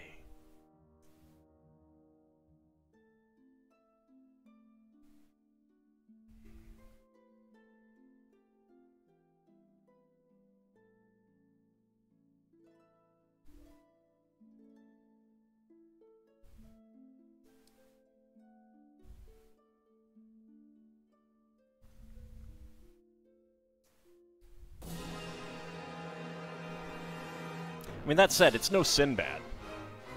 Being not Sinbad. Oh, man. American distribution and dubbing decisions are pretty amazing sometimes. Sits with 600K plus hams, not sure how to abuse me? Oh, no! Well, obviously, there are lots and lots of retro games that you could redeem. One Sinbad film has two actors who played the Doctor in Doctor Who films. Oh, yeah. Yeah, that one is... it has Patrick Troughton, and I cannot remember who the other one is. Well, no, there's another one with Tom Baker. But this was the movie that I'm talking about. Again, it was on MST3K.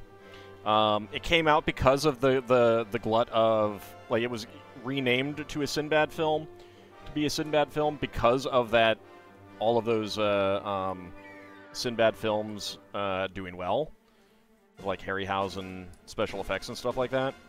But it's actually a Russian movie called Sadko. It's not Sinbad.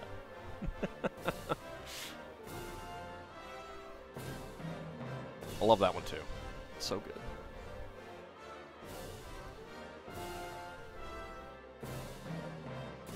Like, it's set during the Novgorod Republic.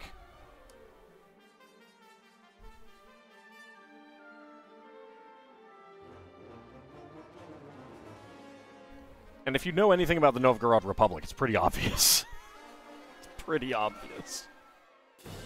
It's also pretty obviously not Persia. Or Baghdad, actually, is what it should be.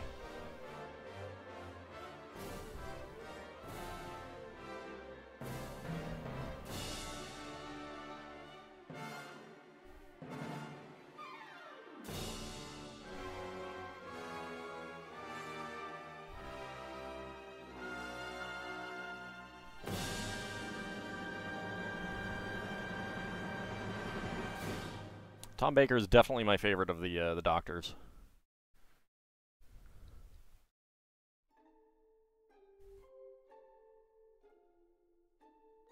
Alright, so we have a rear leg here.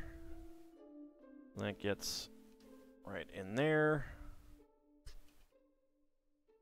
A little hard to see at the moment. Suppose I could get these wings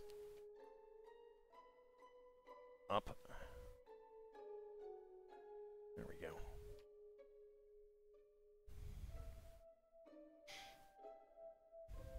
Steve Jackson Games had a joke book called Murphy's Rules about silly game rules. One section was called something like Characters I Won't Allow in My Game, one of which was Sailbad the Sinner.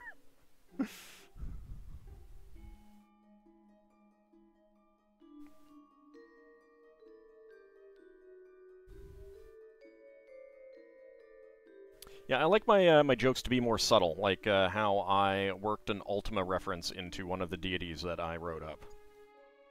That I'm pretty sure is subtle enough that only I get. Which is, I'm fine with. Doesn't bother me.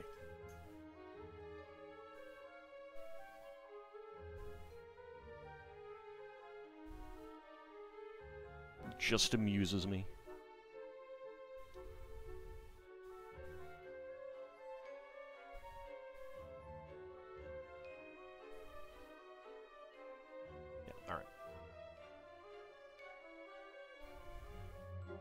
I don't know why these are brown rather than dark red, but maybe they don't make them in dark red, and they didn't want to for the set.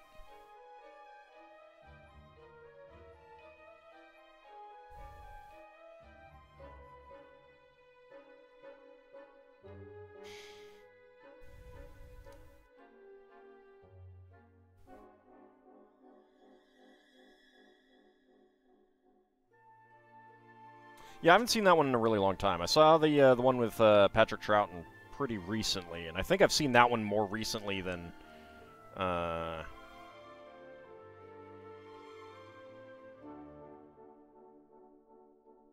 have any of the others.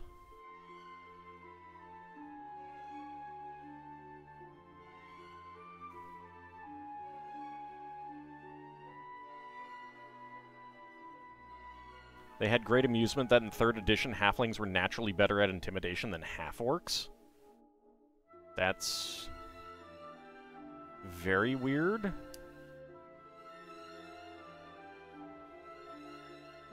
Xenohyla Truncata, thank you very much for that 1,000 bits. Holy cow. I really do appreciate that.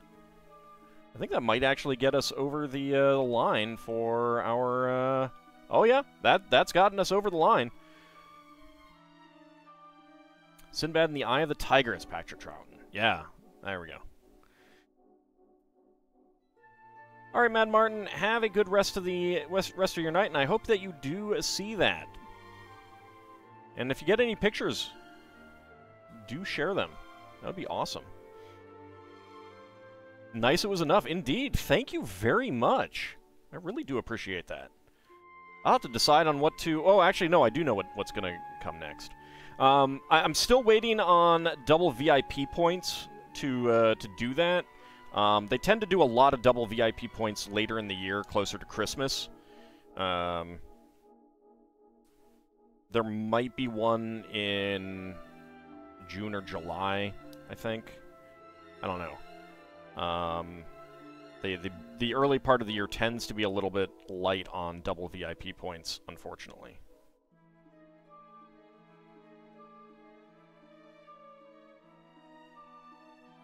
That is what I'm waiting on. But I do know exactly what we're going to be putting in for the next one because I had a little vote.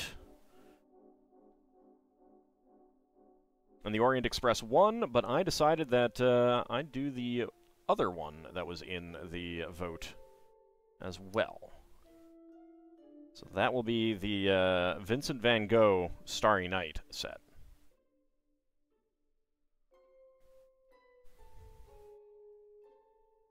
So get excited for that. There's also a an upcoming Mona Lisa set that images got leaked, but it's been delayed. And I think that the general consensus by a lot of people is that it doesn't look very good. I don't know. I will let people who actually know art rather than LEGO fans decide, because I think that's a little bit more appropriate. There's a lot of LEGO fans that just think that everything should be designed for them, and that's not always how it should be. And I don't know enough about art to know. Alright, so spare black 1x1 tile with round end. Not saying that the LEGO fans are wrong, but there's very much an opinion, like a view of, I don't like it, ergo it's bad, kind of thing in the community. Whereas I'm kind of like, I don't like it, ergo I don't like it. And that's it. Yeah, a long, long time ago. They are going to be doing, what is Ernest Shackleton's ship? There aren't any pictures of it yet, but the Endurance, I think that's what it is. They are going to be doing the Endurance. So that's pretty exciting.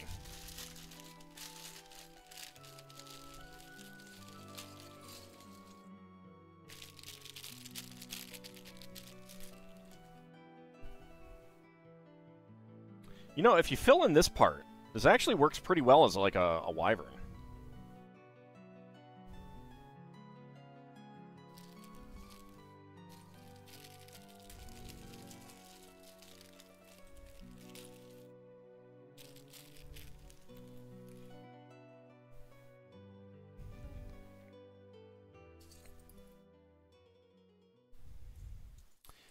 Alright, let's see. Need... Ah, there's brown click hinge.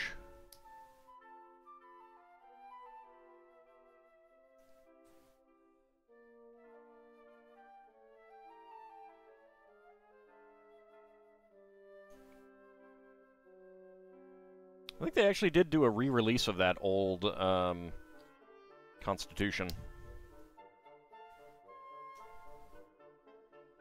I did miss out on that, unfortunately.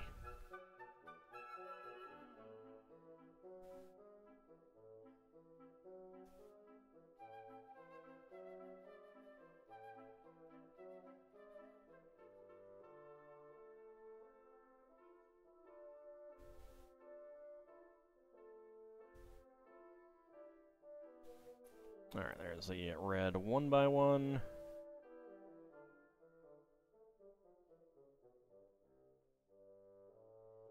I thought we weren't exactly sure on the origin of Wyvern.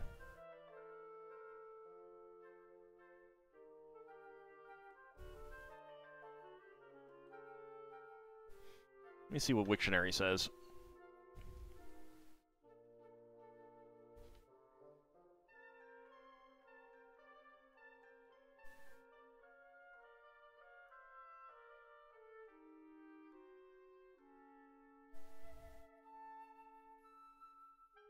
Let's see.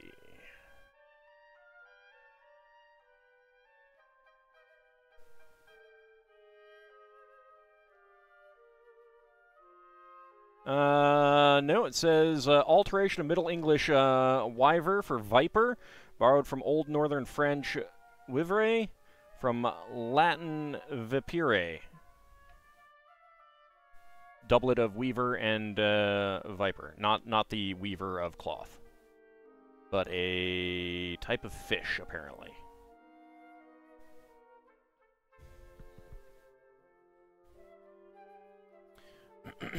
I mean, lindworm would be from Norse. The English lindworm. Probably. Although it could also be native, because both languages are Germanic. English is Western, Norse is Northern.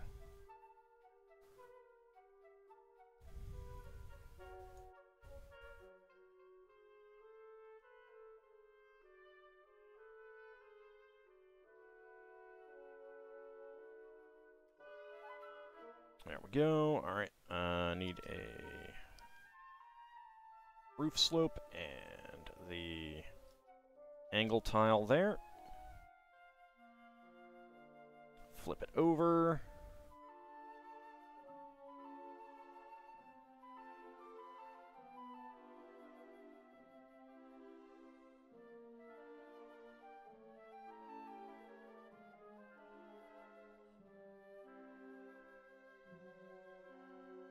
Yeah, I mean, that's kind of like just calling for a... Like in 2E, if you're in a situation where it's like, I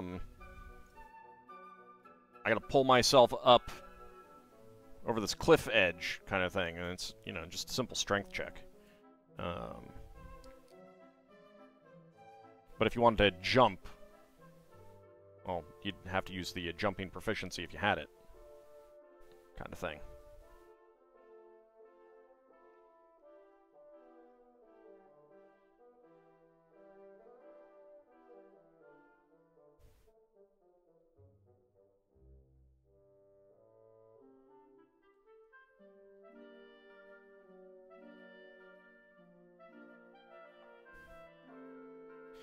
Alright, some more claws.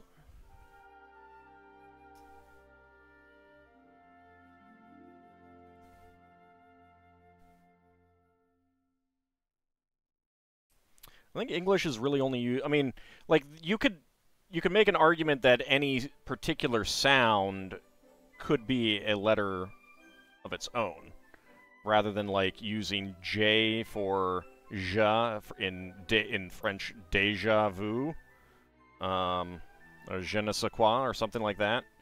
You could argue that there should be a new letter for that, since it's a different sound, but if you're following rules and, like, you just know that déjà vu is French, from French origin, it's not hard to know that it's going to be je rather than je.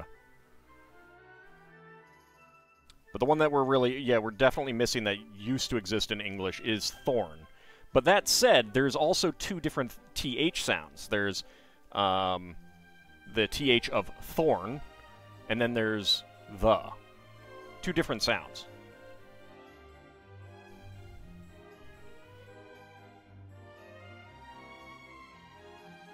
So if you wanted a different letter for every sound, then you'd need a different letter for each of those.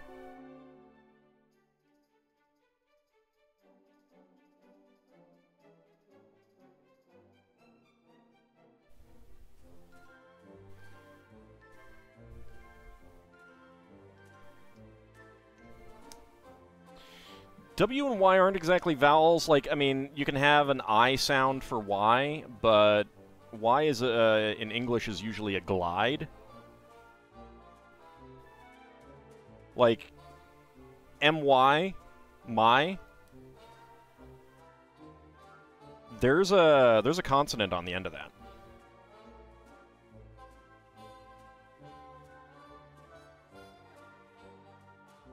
It's a consonant called a glide.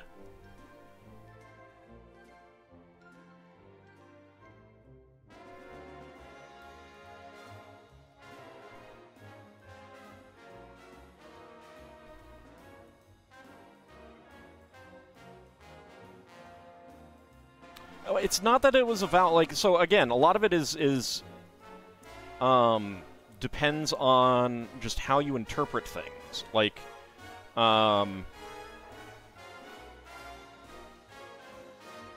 we interpret sh and s as being similar, but not every language considers them exactly similar and stuff like that.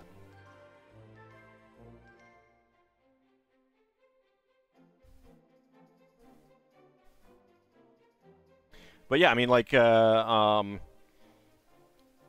Japanese, if you take a... Japanese doesn't have the W sound, but they do bring in W sounds with, like, a U at the beginning. So, window in English would be window, with an oo sound.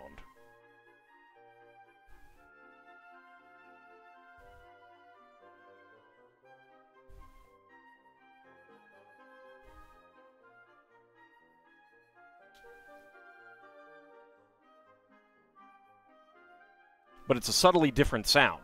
It's not the same sound.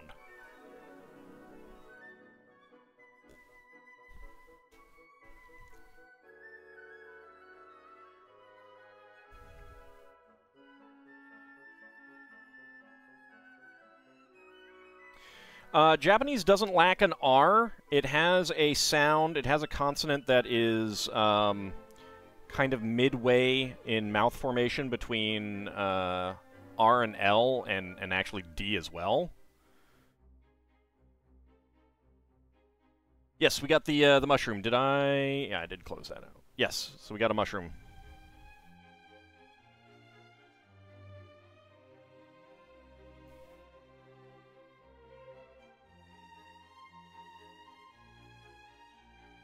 So, like, if you write out with English, Roman characters, I should say, if you Romanize, you know, thanks in Japanese, arigato, it'll tend to be spelled out AR. It could be spelled out AL, and that would be correct as well, because Roman characters lack a letter directly corresponding to that sound in Japanese. But if you listen to someone pronounce it, and I'm not by no means the best, but it was one thing that I did pretty well when I did try out Japanese, was pronunciation. It's arigato.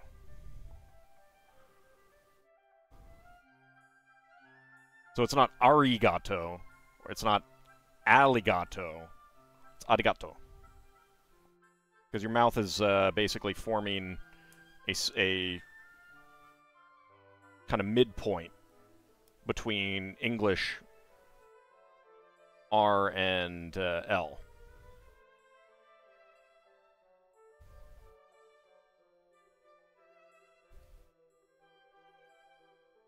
Seems oddly appropriate for a D&D NPC. Yeah, a little bit. English is interesting because it has like sounds that are not the most common in other languages. Like our P is an aspirated P. There's an H there's an aspiration at the end generally, which is like an H sound.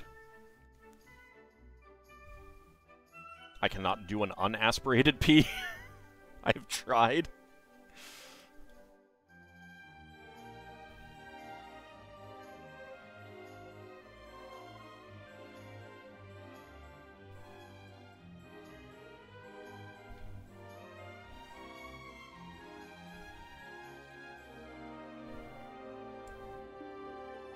English is also kind of unique in being able to form basically sentences of unlimited length. It's not totally unique. There are other languages. I think Turkish can do it too. But there's a lot of languages that you cannot form a sentence of unlimited length. And actually have it be...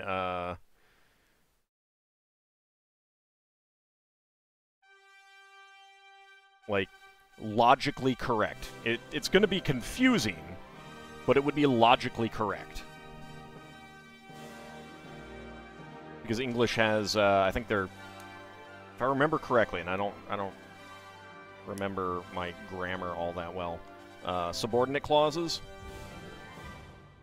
So you can do, like, she was going to the store, which was down the street from her house, which was across the street from the post office, which was up the street from the train station, and you can keep going like that, and that is a logically correct sentence. And if you follow the whole thing, it makes perfect sense, and it'll build a picture in your head and make a very clear understanding of like, you know, what's going on and stuff like that. Not every language can do that.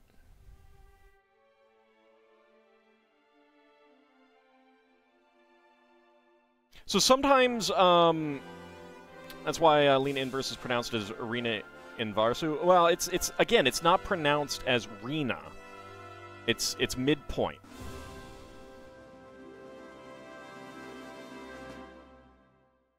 But yeah, depending on what is surrounding that, it is going to sound more like a... depending on the word, depending on its position, depending on what other sounds are around it, it's going to sound more like an L or an R to us. And to a Japanese person, they can't hear much of a difference without work between Rydia and Lydia.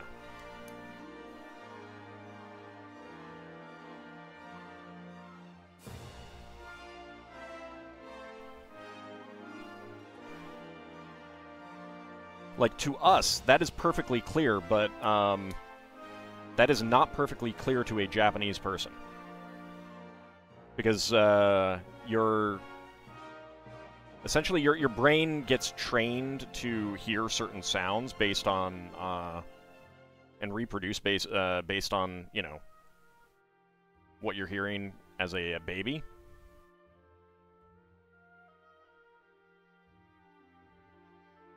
Yet Japanese does not have a V sound, so they will make a B sound instead.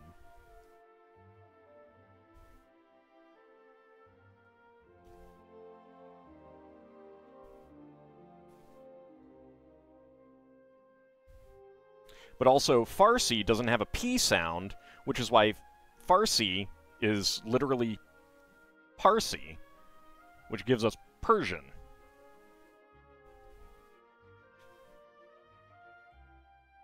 It is the same word, essentially.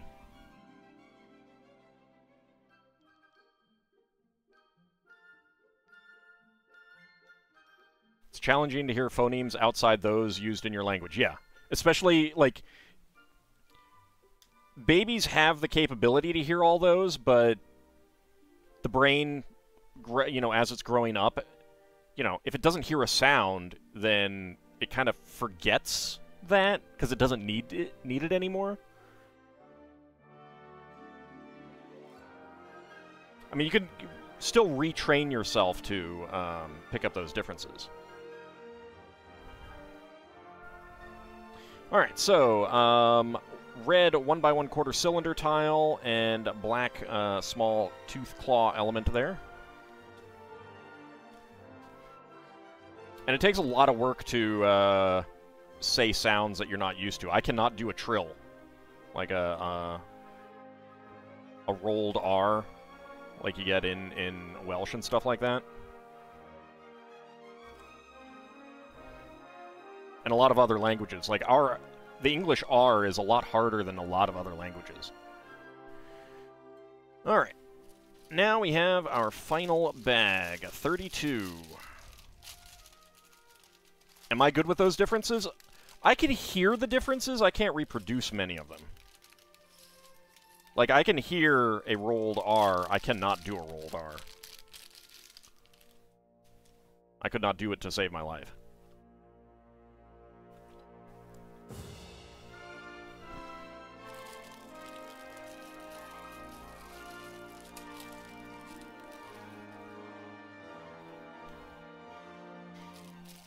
And a non-aspirated P, to me, sounds like a B.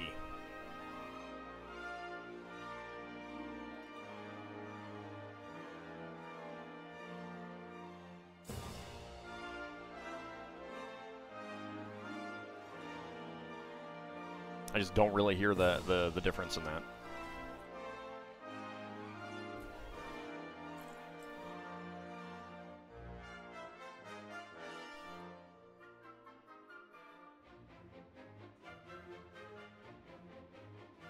So an aspirated P is most of the P's in English. There's a little bit of a puff sound that comes out of your mouth when you make it. That is an aspirated P. Go listen to some French, like au bon pain, like an actual French person say that word, and that's a non-aspirated P, I believe. Because I don't think French has an aspirated P. And that's one reason why a French person speaking English will sound like they're making a quieter P than you're used to. Like, you can't exactly put your finger on it kind of thing, and you can't reproduce it, but it sounds a little different. It's fun trying to read Cyrillic B and V with the similarity of the shape in the script. I have not tried that. I am definitely not a Cyrillic reader by any means.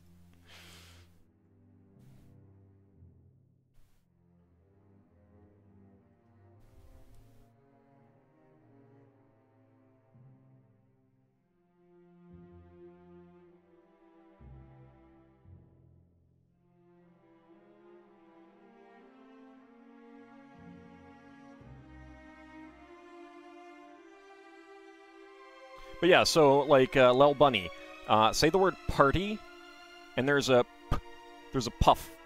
That's aspiration. So it's an aspirated P. You'll oftentimes see an aspirated P written with, like, a tiny superscript H.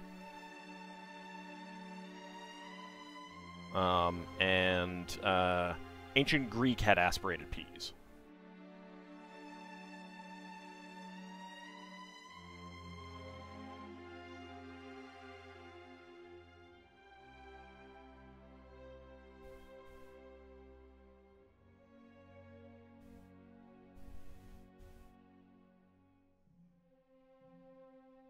But we also don't differentiate between our two different thorn sounds, the hard TH and the soft TH, which is why you'll hear a lot of people, like, overemphasize their thes.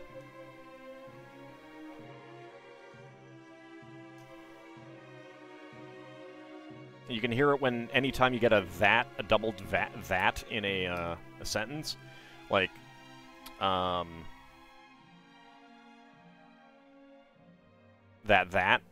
the one of them will tend to be the soft TH.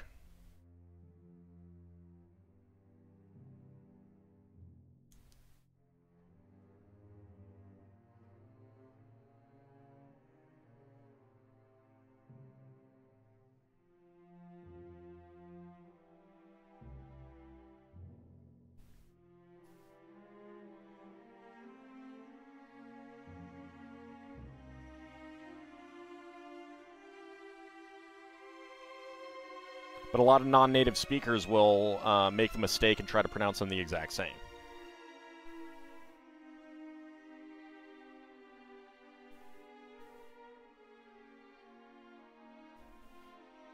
Yeah, my sister took French. I didn't. I took Latin.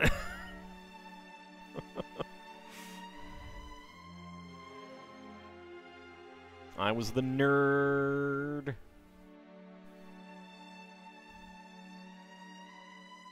Alright, there we go, and that gets on there.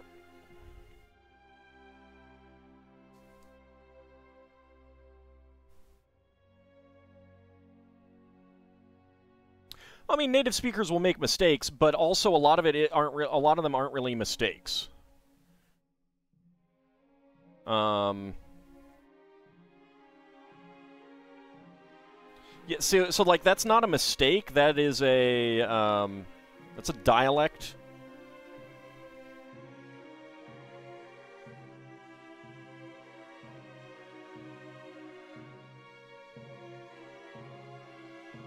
If everyone does something, it's not a mistake, basically, is the way it works. Because language is all about communication. If people know what you're saying, then it's not a mistake.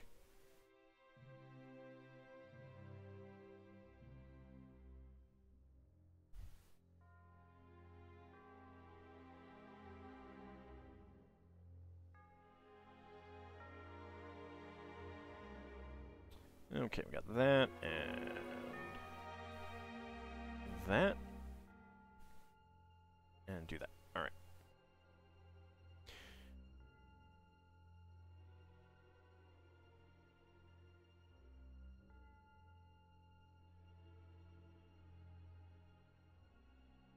But it's not a mistake. Like it's a dialect.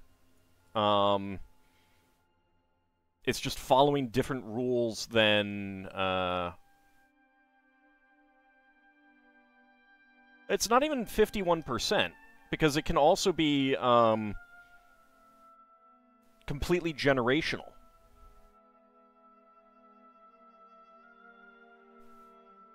Like without the framing or the like what else is in a sentence. If you hear a 20-year-old say the word wicked and an 80-year-old say the word wicked, you're probably going to realize that they're saying two different things.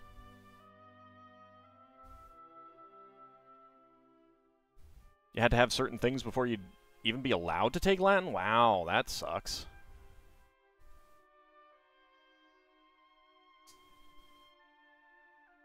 It's very lame.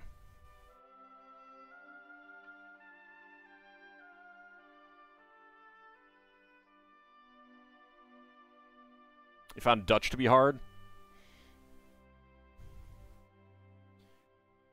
There is you can form a sentence in German, English, and Dutch that just sounds like a heavily accented but understandable sentence. It's really cool. Oh, Finnish is a like a completely different language group entirely. So that's not surprising that would be difficult. You're only here because you were told there was ham? There is ham. Howdy, Taters PGH, how's it going? There's tons of ham.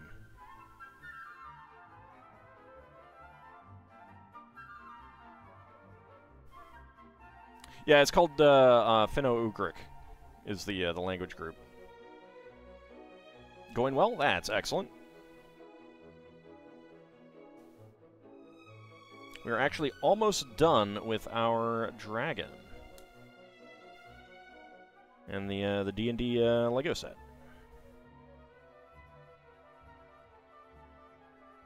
Just chatting about languages.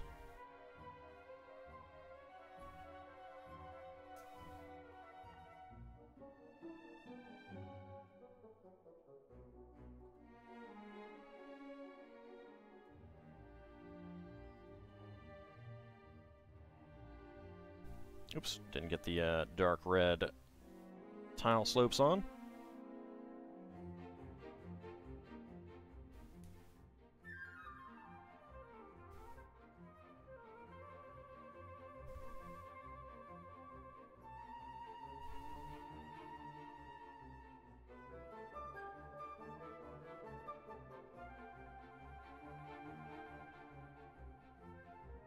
Yeah, there's a pretty far gap between those.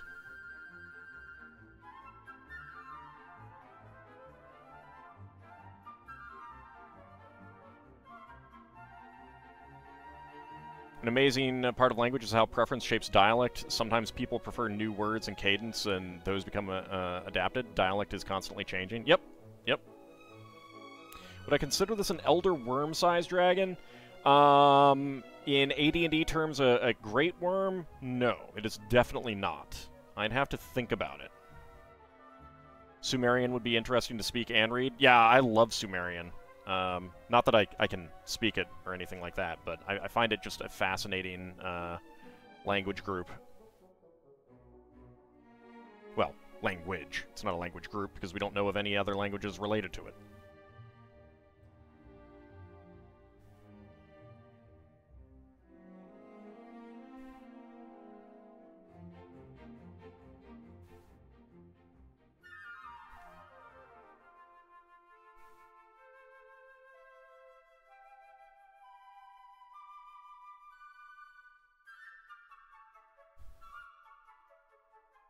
Get a broom on there for part of the horn. Which way is that going? That, I think, is going up. There we go. Japanese roommate taught you some things about Japanese, the 3 alphabets they use, and all the dirty words, of course. So technically they're not alphabets. Alphabets is very specific, where each letter corresponds to a sound. And Japanese has 2 syllabic writing systems, where each character corresponds to a syllable. It is a subtle thing. And then, of course, kana is... I mean, not kana. Kanji is... blanking on the word. German teacher always told you that your American dialect was more commonly accepted because California makes some movies that the whole world sees. There is that, yes.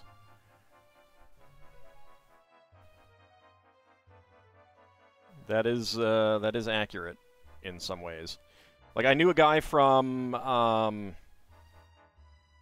think it was Nigeria, and he basically learned English from movies. And he spoke with very little accent.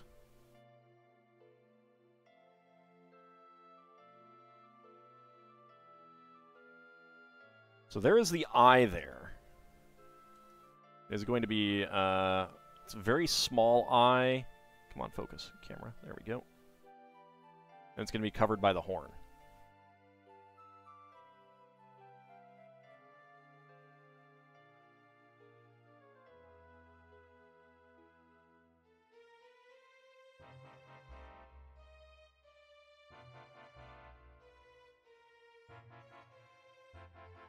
Well, it's kind of like received pronunciation in Great Britain, but some of it is just people speak differently over time.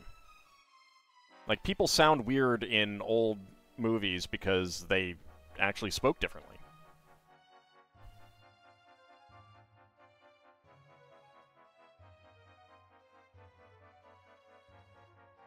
But yeah, I mean, it was pretty common in the UK and the US that if you're getting into those big, you know, big productions, and then you gotta, like, learn the accent that you're expected to speak. It's one reason why a lot of those early actors and stuff like that, like, there's quite a few of them are like non-Americans or, you know, Brits and other things, but because they had to learn the accent, they're not really noticeable compared to everyone else.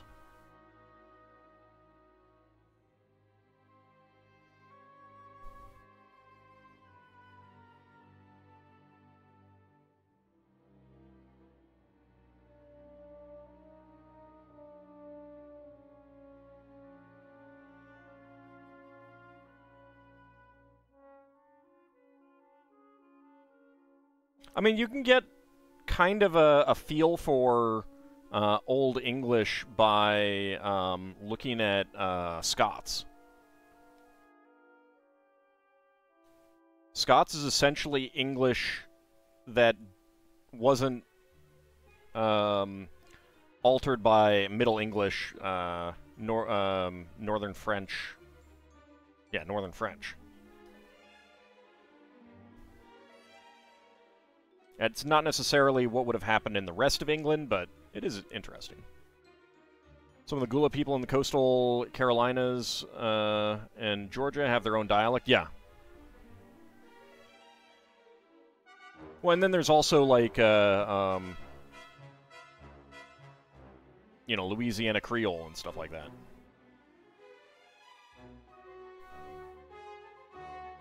Reminds me of one interview where the director of House said that Hugh Laurie was American. Yeah. Well, it's, and like, British actors who grew up in, you know, who came up in acting in the 70s and 80s and before that, they almost all had to learn received pronunciation. And they had to use received pronunciation in movies and stuff like that, that it just made it a little bit more natural for them to be able to pick up other accents. Whereas most Americans, by that point in the movies, they were not expected to change their accents. So that's why someone like Hugh Laurie and a lot of other British actors do really well here in the U.S. because it's not as difficult for them to pick up the the American accents.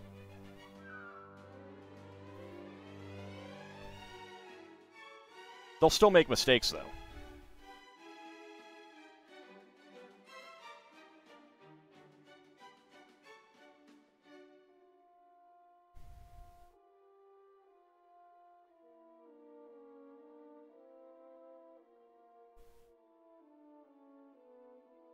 And a lot of those little accents can give you or the little mistakes that they make can tip you off that someone is not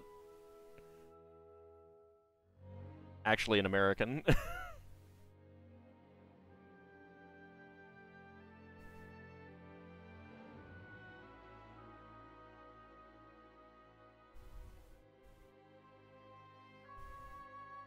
Well, it's not even just that, but they had to learn received pronunciation, many of them. It's not as true these days.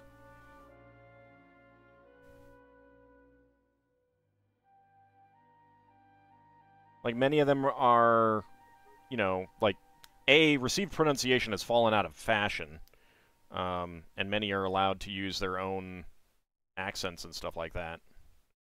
Oh, that goes down.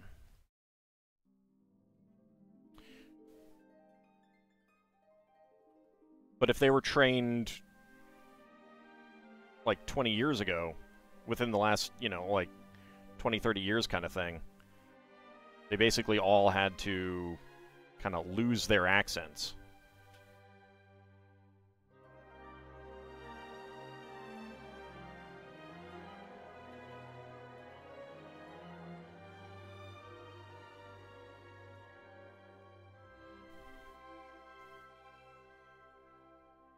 Yeah, I don't know what's up with the sound balancing these days.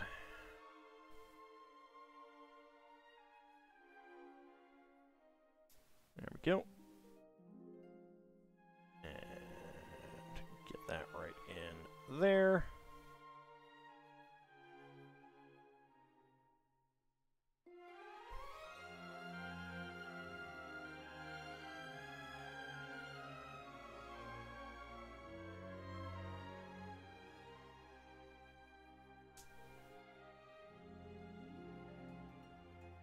Alright, there we go. We got our red dragon head.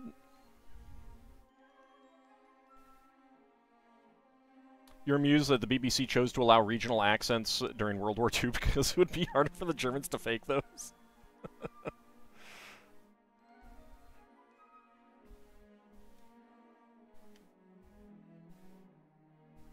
And then they stopped. Alright. So, spare parts. We got a black large tooth claw element, a trans orange 1x1 cylinder plate with hollow stud, and a dark red 1x1 tile slope.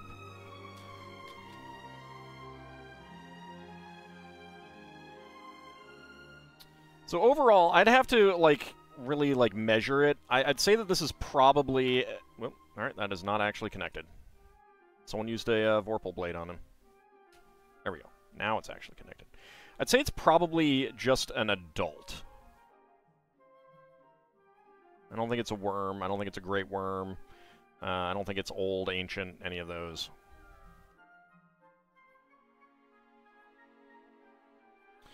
Alright, well, let's see if we can get this guy properly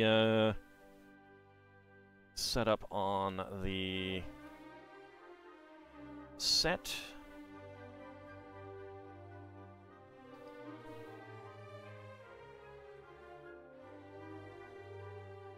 Bring it forward a bit.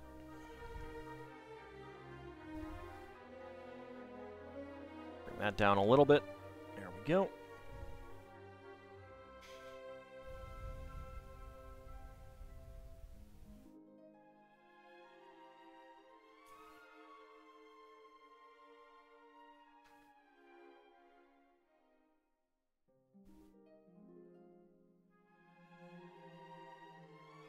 Not sure where its back legs are supposed to go in this. Doesn't really show them.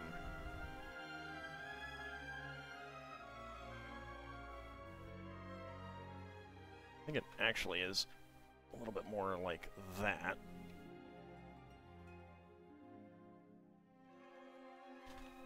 That's just going to fall down. Where can I put the back legs to rest it? There's no twisting other than the tail.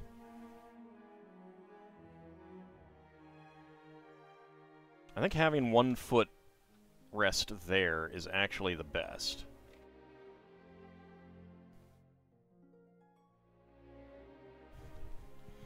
So there we go.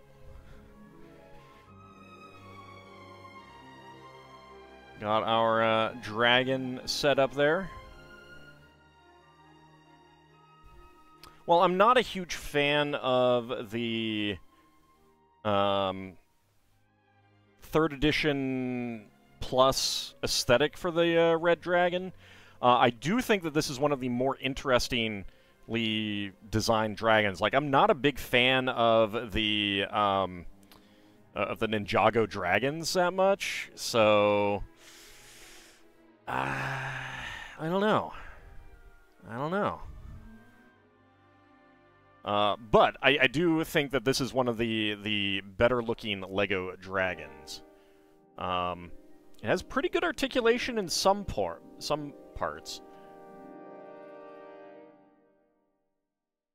do that. There we go, so that the leg can be... There we go. So yeah, it's very cool. Change this dragon out for the green LEGO dragon.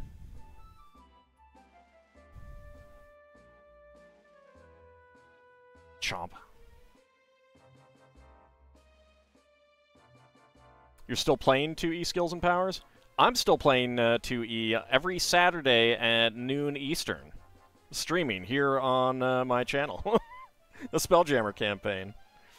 I don't use Skills and Powers. I don't like Skills and Powers, but I do use quite a lot of other stuff. 2E is my jam.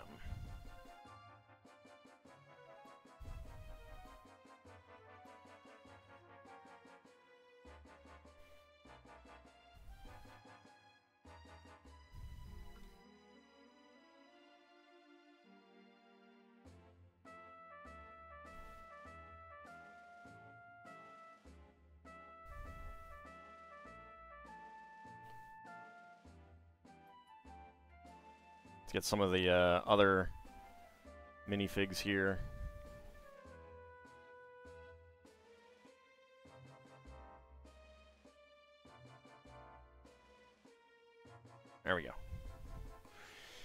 All right. Doing Planescape? Nice. Could Red Dragon eat horse? Not really. I mean, he could eat a horse, but he couldn't eat horse. Horse is too powerful of an entity. I do like that they have the flame very much like the flame, like you could do the flame on the classic dragon, though. That is pretty cool. Although I do feel that this dragon has a bit of an underbite. Looks like it has a bit of an underbite to me. But it's very cool. It's very cool.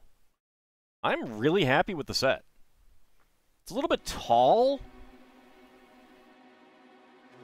I think that's part of my problem, but with it, but fairly minor, all things considered.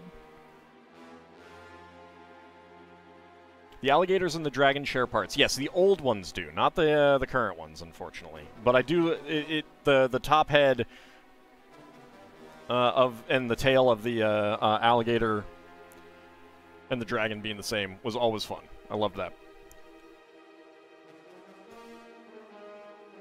And the old dinosaurs, too. But that is the Red Dragon's Tail, the D&D set. I'm very happy with it. You adore the cute little brightly roofed buildings down there? Yeah, it looks great. It really does. And it's an appropriate size for the Lion Knight's castle as well. I would make some tweaks to it rather than put it straight into the Lion Knight's castle, like the medieval town that goes along with it. But part of that is because, like, you don't need a bed mimic in there. It takes up a lot of space. It actually blocks these two windows. Some of the other windows are kind of hard to see through because of other internal structures, and I might, you know, tweak those. But definitely is a,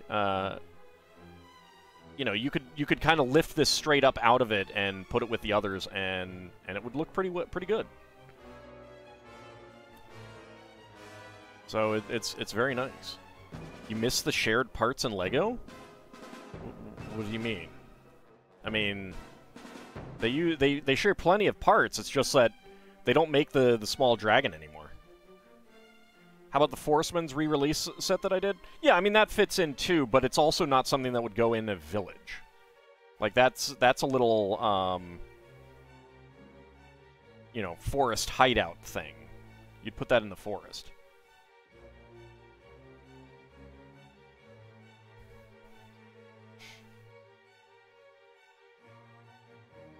I mean, the sharks still share parts. There's a larger shark that doesn't. This shark. But the smaller sharks, there are still multiple types of them. Hammerheads and stuff, which I don't think I have a hammerhead yet. I need to get one. But there's just no, I mean, like, they don't make these dragons anymore, and they don't have a similar one. They're going for larger things like this size. If they still did, then I'm sure that they would share. I mean, they absolutely would share parts if they felt that it was appropriate for what they were going for, but... Anyway, this has been the D&D set, Red Dragon's Tail. It's very nice. Very happy with the minifigs. They're very good. I really, really do like the elf figure.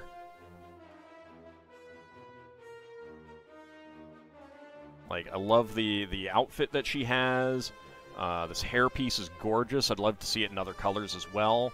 Having the spell book and stuff like that, that's very cool.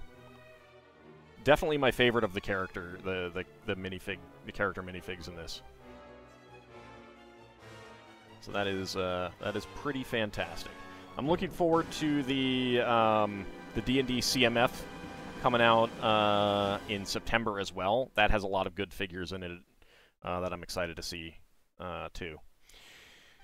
But I want to thank you guys for coming on out.